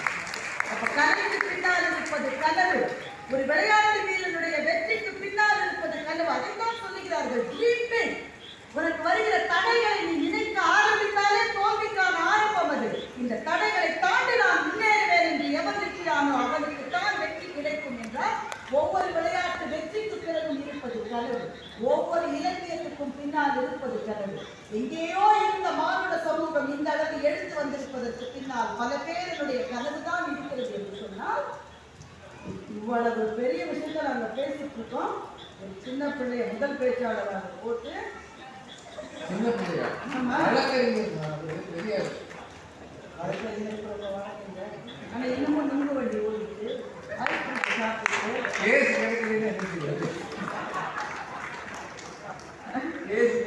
ஆனா அவர் பேச்சுல என்ன அதெல்லாம் சொல்லிட்டு இருந்தாரு. அதெல்லாம் அந்த வயசுல தான் நல்லா இருக்கு தம்பி. கல்யாணம் எடுத்தவங்களுக்கு இல்ல இது சொல்லாதீங்க. கொஞ்சம் ரெண்டு கூட பொண்ணு கிடையாது.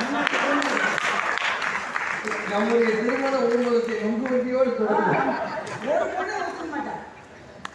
நான் எதிர்காலத்துல எப்படி இருப்பேன் என்ற நம்பிக்கை தான் உங்களை வழக்கறிஞர் ஆக்கியது. அவர் பேசி முடிக்கிற போது சொன்னாரு, அடுத்த வருஷம் நீங்க வந்து நினைப்பீங்களாமா, இங்க வந்து அவர் பேசினாரு, அருண் பேசினாரு. அதுவே ஒரு கனவு தானே தம்பி. உங்களுடைய கனவுக்காக இந்த வேலையை விதைத்து விட்டு தெரிவிக்கிறது. நினைவுகள் சில சமயம் இனிமையான நினைவுகள் எல்லாருக்கும் உண்டு, இல்லை என்று நாங்கள் மறக்கவில்லை. ஆனால் எல்லா நினைவுகளும் இனிமையானவை அல்ல. நாம் மறக்க விரும்புகிற நினைவுகள் நமக்குள்ளே உண்டு. அந்த நாளை நான் நினைச்சு பார்க்கவே நான் விரும்பலன்னு நம்ம எல்லாரும் சொல்லுகிற சில நாட்கள் நம் வாழ்க்கையிலே உண்டு. ஆனால் அந்த கனவை நான் நினைச்சு பார்க்கவே விரும்பலன்னு ஒருவர் கூட சொல்ல மாட்டோம். ஏனென்றால் அந்த கனவுகள் நடந்ததோ நடக்கவில்லையோ வாழ்க்கையினுடைய அடுத்த கட்டத்துக்கு கனவுகள் தான் நம்மை அழைத்து செல்லும். என்று ஒரு ஆங்கில பழமொழி இருக்கிறது. கனவுகள் இருக்கிற போதுதான் வாழ்க்கையை ஒரு திட்டமிட்ட பாதையிலே அமைத்துக் கொள்வதற்கு நாம் தயாராகும். அடுத்த கட்ட பயணத்தை நோக்கித்தான் நம்முடைய வாழ்க்கை செல்லுகிறது. நம்முடைய பிள்ளைகள் அப்படி செல்ல வேண்டும் என்று நாம் விரும்புகிறோம் என்றால் கனவுகள் வைராக்கியமானவை, நம்மை வாழ வைப்பவை. நினைவுகள் சில சமயத்தில் மகிழ்ச்சியை தரலாம், ஆனால் பல நேரத்தில் நெஞ்சத்துக்குள்ளே இருக்கிற துயரங்களை மறக்க விரும்புகிற சாதாரண கலக மானிட பூச்சிகள் தான். அந்த நினைவுகளை மறக்க வேண்டும் என்றால் கனவுகள் ஒன்றுதான் வழி. அதுதான் நம்முடைய வாழ்க்கைக்கு வழிகாட்டு. நம் அத்தனை பேருக்கு இந்த நிமிஷத்துல ஒரு கனவு இல்லை.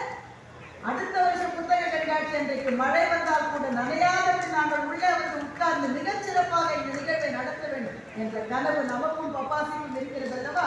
அந்த கனவு தான் அந்த இடத்துக்கு நம்மை அழைத்து செல்லும் என்று சொன்னால் முன்னேற்றங்கள் கனவுகளினால் கட்டமைக்கப்படுபவை. எனவே கனவுகள் தான் மகிழ்ச்சியை தரும் என்ற நல்ல தீர்ப்பை மதுரையிலிருந்து வந்திருக்கிற எங்கள் நான் தருவார் என்று நம்பிக்கையோடு விடைபெறுகிறேன்.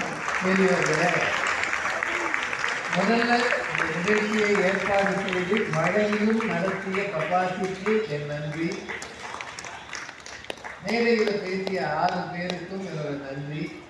இன்னமும் இருந்து கேட்கிற உங்களுக்கு 1000 நன்றி. இன்னும் ஒரு 10 நிமிஷத்துல முடிச்சிடலாம், அதுக்கு மேல எடுத்துக்க மாட்டேன், கொஞ்சம் பொறுத்துக்கங்க.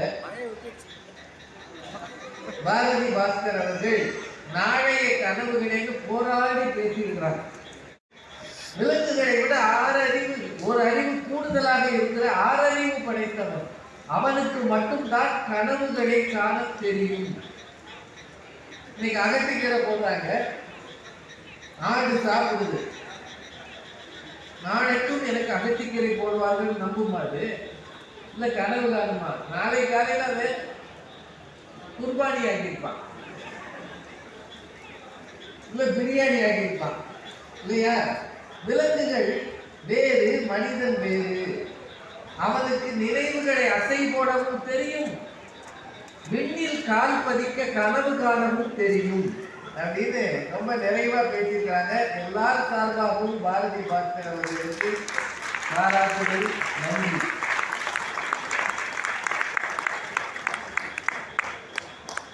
நேற்றைய நினைவுகள்ல மகிழ்ச்சியே இல்லையா?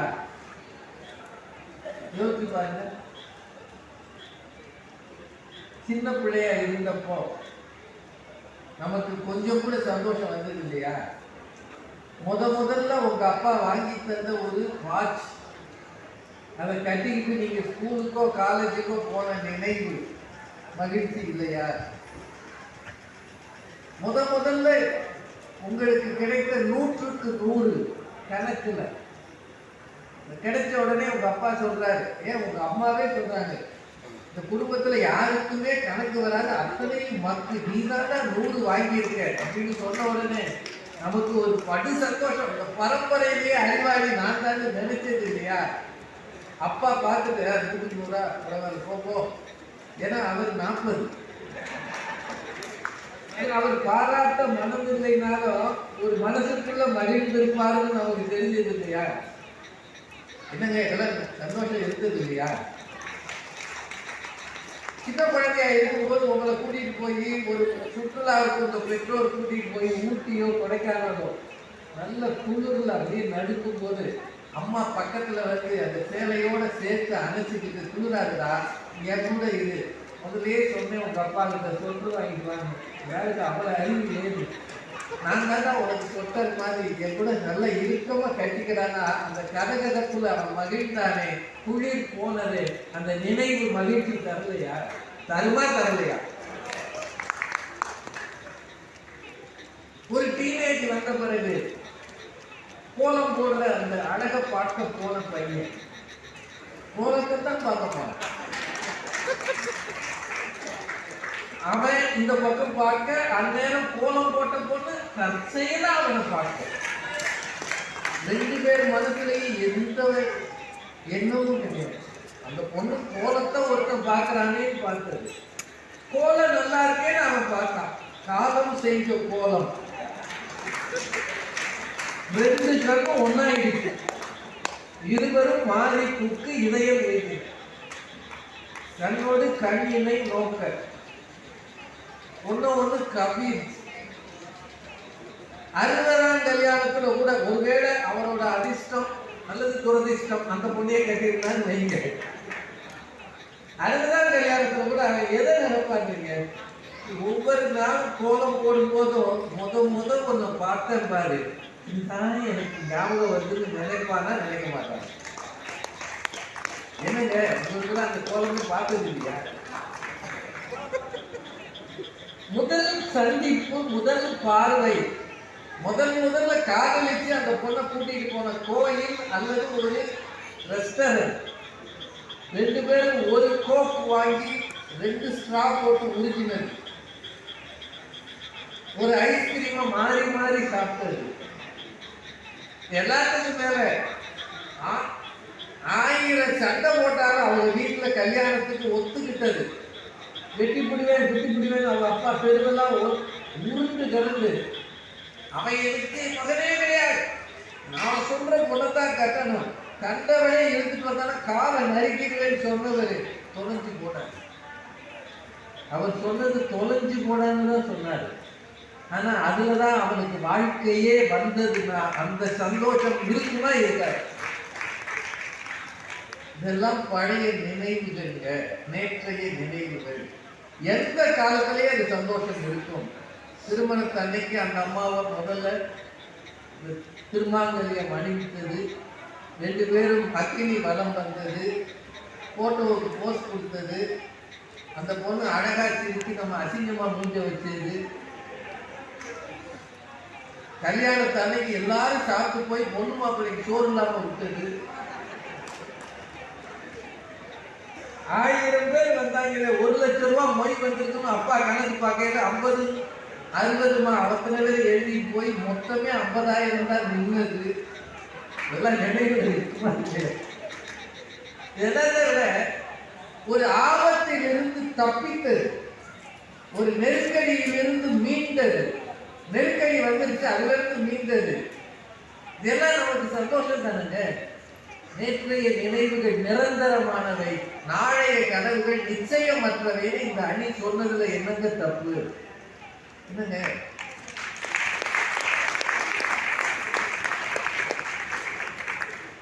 இது நிறைய சொல்லலாம், ஆனா நேரம் இல்லை. மனிதனின் மனதில் அழியாமல் இருப்பவை நேற்றைய நினைவுகள் தான்.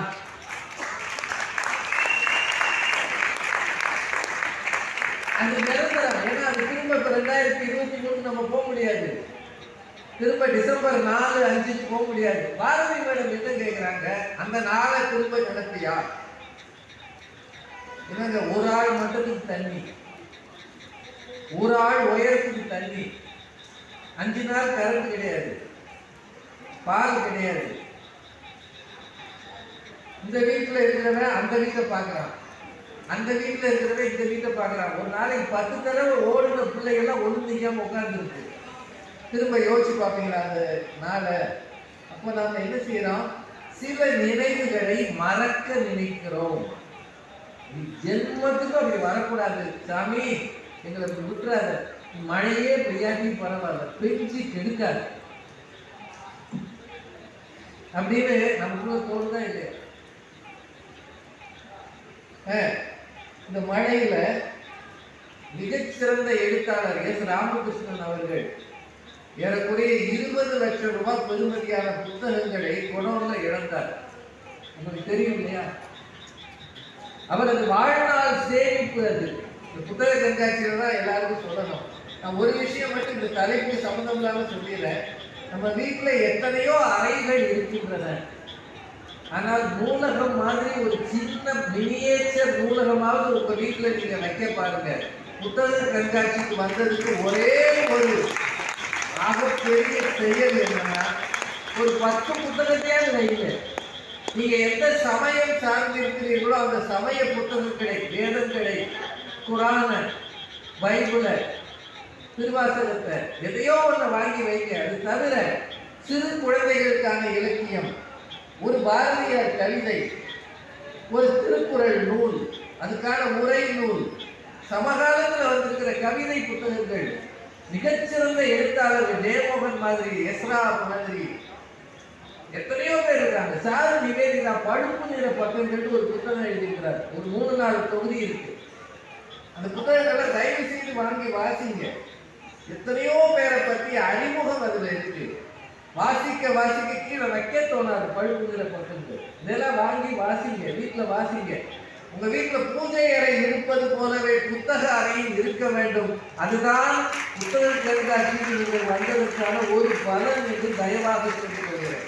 இப்ப தலைப்புக்குள்ள வந்துடலாம். இப்ப நேற்றைய நினைவுகள்ல கசப்பானவை உண்டு. பாரதி மேடம் என்னோட இதை சொன்னாங்க, நான் கஞ்சி இல்லாம காசு இல்லாம நின்ற கதையை சொன்னாங்க.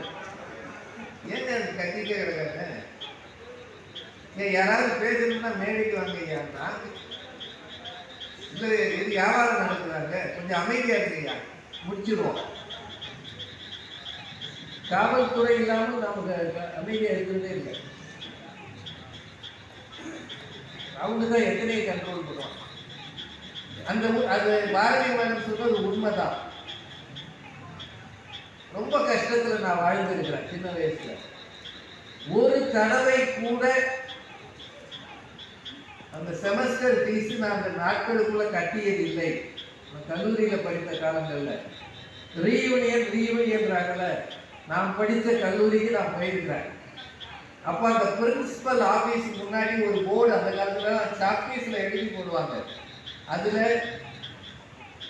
இந்த செமஸ்டர் ஃபீஸ் கட்டாதவர்கள் வரிசை அப்படின்னு நம்பர் பேர் போட்டுருவாங்க, நம்பர் பேர். ஒவ்வொரு ஆண்டும் ஒவ்வொரு செமஸ்டர்லையும் என் பேர் தான் முதல்ல இருக்கும். நான் இந்த கல்லூரிக்கு போகும்போது மஞ்சள் தாவணியை பார்க்க போனேன், மஞ்சள் சுடிதார். அந்த போர்டு இன்னும் இருக்காங்க பார்க்க போனேன். ஆனால் இப்போதான் போர்டில் எழுதுறது போல. இப்போ எவரும் கட்டளைனா பிரிண்ட் அடித்து போட்டுறாங்க, இல்லை வராதையில வருத்தி விடுறாங்க. இந்த காலத்தில் வருத்தி விட மாட்டாங்க, போர்டில் எழுதி போடுவாங்க. அந்த கவலை கண்ணீர் இன்னமும் இருக்கிறது. எப்படிடா இருந்தோம் அந்த நேரம் என் ஃப்ரெண்ட்ஸ் எல்லாம் வருவாங்க. நான் படித்தது வணிகவியல் பிகாம். அந்த காலத்தில் என்ஜினியரிங் ஈக்குவல் பிகாம். என் ஃப்ரெண்ட்ஸ் வந்து கேட்பாங்க, ஏன்னா உங்கள் பேர் அங்கே இருக்கு, உங்கள் வீட்டில் காசு இல்லையாடா, நாங்கள் வேணா உனக்காக கட்டவான்னு கேட்பாங்க.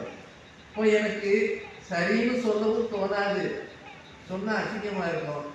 காசு இல்லை ஆமான்னு சொல்லவும் தோணாது. அவங்க முன்னாடி நான் ஒரு மாதிரி முகம் வச்சிருந்தேன் பாருங்க. ஸ்ரேயாவுக்கு அப்பாவா முகத்தை வச்சதை விட அதுதான் சிறந்த நடிப்பு. என்ன சொல்றது, ஒத்துக்கவும் முடியாது, வேணாம்னு சொல்ல முடியாது. இந்த கல்லூரிக்கு போகும்போது அந்த ஞாபகம் தான் வரும். இளமையில வறுமைன்றது கொடுமையானது. இன்னைக்கு நான் அந்த வழியில வரும்போது, நானும் என்னோட ஓட்டுநர் வரும்போது, ஒரு சின்ன பையன்கிட்ட இந்த வழியை கேட்டோம். அவன் கையில 2 பிளாஸ்க் வச்சிருந்தான். நல்ல மழை பெய்யுது. ஒவ்வொரு காரையா தட்டி அவன் கையில சின்ன சின்ன கப்பு வச்சிருக்கான். நல்ல மழை போட்டுருக்கான். அவனுக்கு ஒரு 10-12 வயசு தான் இருக்கும். அவன் என்ன செஞ்சான் தெரியுமா? இந்த மழையில டீ விற்கிறாயா. அவனை பார்த்தோன்னே எனக்கு பதறி போயிடுச்சு. மழைக்கு ஒதுங்க கூட முடியாம ஒரு 12 வயசு பையன், குடும்பத்துல என்ன நெருக்கடியோ, இந்த இடத்துல நின்றுக்கிட்டு வர்றவங்கெல்லாம் டீ சாப்பிட்றீங்களான்னு டீ விட்டுட்டு இருந்தான். இந்த வறுமையை அவன் பின்னாடி பெரியாளானா அதை நினைச்சு பார்ப்பான். நான் சொல்றீங்க, நினைச்சு மறக்க நினைப்பான் இல்லையா? உண்மையா இல்லையா?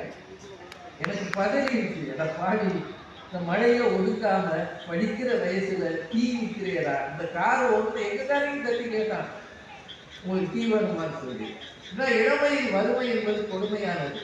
நாம் செய்த பிளண்டர்ஸ், நாம இளமை காலத்துல சின்ன வயசுல செய்த திருட்டுகள், செய்த சிலுமிஷங்கள், செய்த தவறுகள், கல்லூரியில மற்றவர்கள் முன்னாடி நடந்து கொண்ட விதம், எதிர்த்து பேசியது. ஏன் எல்லாத்தையும் விடுங்க, உங்க அப்பா இப்ப இல்லைன்னு வச்சுக்கோங்க, உங்க அப்பாவை ஒரு நாள் நீங்க தூக்கி எதிர்த்து பேசியிருப்பீங்கல்ல, ஏதோ ஒரு அப்பனாயா, ஏதோ எதுக்கியா பிள்ளைய பத்த, ஏதோ ஒரு கோபத்துல அப்பா இல்லைன்னு உடனே நினைச்சு பார்த்தா அப்படி பேசி இருக்க கூடாது, மன்னிப்பு கேட்கணும்னு தோணுது. எங்க அப்பா இல்லையே என்று ஒரு கவலை வருதான் இல்லையா? அப்படின்னா நேற்றைய நினைவுகள் சில மகிழ்ச்சி தருகின்றன, சில ரணமாக கிடக்கிறது. கேவலமாக நமக்கே தோன்றுகிறது, நாம் ஒரு மனுஷனே இல்லை என்று சொல்ல தோன்றுகிறது. என்றால் நேற்றைய நினைவுகள் முழுக்க மகிழ்ச்சி இல்லை என்று இவர்கள் சொல்வதில் உண்மை இருக்கிறதா இல்லையா? ஒன்னே ஒண்ணுதாங்க, முடிச்சிடலாம். கனவுகள் யாரும் அபத்தமா காண்றது இல்லை. யாராவது கனவு காணுவாங்களா? அடுத்த முறை நான் இங்கு வந்தாலும் மழை பெய்யணும்னு, இல்ல வலிக்கு விழுந்தவன் நாளைக்கும் நான் வலிக்கு விழணும்னு கனவு காணுவானா? கனவுகளில் எப்போதுமே உத்வேகம் இருக்கும், எதிர்காலத்தை பற்றிய தன்னம்பிக்கை இருக்கும், சாதிக்க வேண்டும் என்ற வெறி இருக்கும். அது எப்போதுமே பாசிட்டிவா தான் இருக்கும். ஒரு நாளும் நெகட்டிவா கனவு காண்றது இல்லை. இந்த எலெக்ஷன் வருஷம் எந்த கட்சியாவது தோத்து போகணும்னா கனவு காணும் இல்லைங்க. அவ்வளவு பேர் நான் தான் ஜெயிப்பேன் தானே கனவு காணுவாங்க. ஜெயிக்கிறானோ இல்லையோ. இன்னைக்கு குளோபல் இன்வெஸ்டர்ஸ் மீட்டா ஜிம் நடந்தது. வருங்காலத்தில் உலகத்தில் இருக்கிற அத்தனை தொழில்துறையை சார்ந்தவர்களும் தமிழ்நாட்டில் வந்து முதலீடு செய்யணும்னு அரசாங்கம் கனவு கண்டு கொண்டு வந்து அவர்களோட MOU சைன் பண்ணுது. அப்படின்னா எதிர்காலத்தில் 1 ட்ரில்லியன் எக்கானமியாக தமிழகம் மாற வேண்டும் என்ற கனவு காண்பதால் தான் குளோபல் இன்வெஸ்டர்ஸ் மீட்டே இன்னைக்கு நடந்தது. பார்த்தீங்களா இல்லையா? நம்ம இந்தியாவை பற்றி என்ன கனவு காண்கிறாரு? பாரத பிரதமர் என்ன சொல்றாரு? 2047 இந்தியா தன்னிறைவு பெற்ற நாடாக இருக்கும் அப்படின்னு ஒரு கனவு காண்கிறார். அப்படின்னா வழி நடத்துகிறவர்கள், வாழ்கிறவர்கள், உங்க பிள்ளைகளை எப்படி வளர்ப்பீங்க? கையில தூக்கி வச்சு, நீ பிறந்தப்போ ஆஸ்பத்திரிக்கு பணம் கட்ட முடியாம இருந்ததா அப்படியே சொல்லுவார். அப்பா டாக்டராக இருக்கிறார், இன்ஜினியராக இருக்கிறார், எதுவுமே ஆகாட்டியும் அப்பா அம்மாவுக்கு நல்ல பிள்ளையா மனுஷனாகவும் தான் சொல்லித்தாங்க வளர்க்கிறோம். ஒவ்வொரு வருஷமும் தொடங்கும் போது சிவகுமார் சொன்னாரு, 2024 புத்தாண்டு பொங்கல் வாழ்த்துகள். வாழ்த்துகள் அப்படின்னு சொல்றதே நாளைய கனவு தானே. Wish you a happy prosperous new year. அது என்னது? அது அந்த வாழ்த்து என்பதே கனவு தானே. காரில் விழும்போது தூக்கிட்டு 16 பேருக்கு பெருவாழ்வு வாழ்ந்த வாழ்த்தே ஒரு அந்த பிள்ளைகள் மனத்தில் விதைக்கிற கனவு தானே அப்படின்னா வாழ்க வளமுடன். அதுவும் ஒரு நல்ல வார்த்தை தானே. அதனால நினைவுகள் இருந்து விட்டு போகட்டும். நினைவுகளில் முரண்கள் உண்டு, சில முட்டாள்தனங்களும் உண்டு, நாம் செய்த பாவங்களும் உண்டு, பரிகாரம் தேட முடியாத தவறுகளும் உண்டு. ஆனால் கனவுகள் எப்போதும் நம்மை உயர்த்தும். இப்போது இருக்கிறதை விட ஒருபடி மேலாக இன்னும் உயரப்போம், இன்னும் உயரப்போம். சந்திரயானிலிருந்து ககன்யான் வரைக்கும் யோசிக்கிறோம்னா இதுதான் கனவு. நல்ல கனவுகளை விதையுங்கள், அவை மிக அதிக பலன்களை தரும். பிள்ளைகளிடம் தேவையற்ற செய்திகளை சொல்லாமல் அவர்கள் எதிர்காலத்துக்கான பாதையை காட்டுங்கள். அவர்கள் பின்பற்றி பயணிப்பார்கள். மகிழ்ச்சி தருவது எனக்கு என்னவோ நேற்றைய நினைவுகளை விட நாளைய கனவுகள் தான் என்று சொல்லி இந்த மழையிலும் இத்தனை குடைகள் சென்னையில் இருக்கிறதா என்று பார்க்கிறபடி குடையோடு வந்து கோவிலுக்கு போகிறவர்களை நான் பார்த்திருக்கிறேன். குடையோடு திட்டிக்கொண்டே குடும்ப விழாக்களுக்கு போகிறவர்களை பார்த்திருக்கிறேன். ஹோட்டலுக்கு போறவங்களை பார்த்திருக்கிறேன். குடையோடு புத்தக கண்காட்சிக்கு வந்த பெரும் தகைமையாளர்கள் நீங்கள் தான் என்று சொல்லி உங்கள் அத்தனை பேருக்கு வாழ்த்து சொல்லி நமக்கு விடைபெறுகிறேன். நன்றி.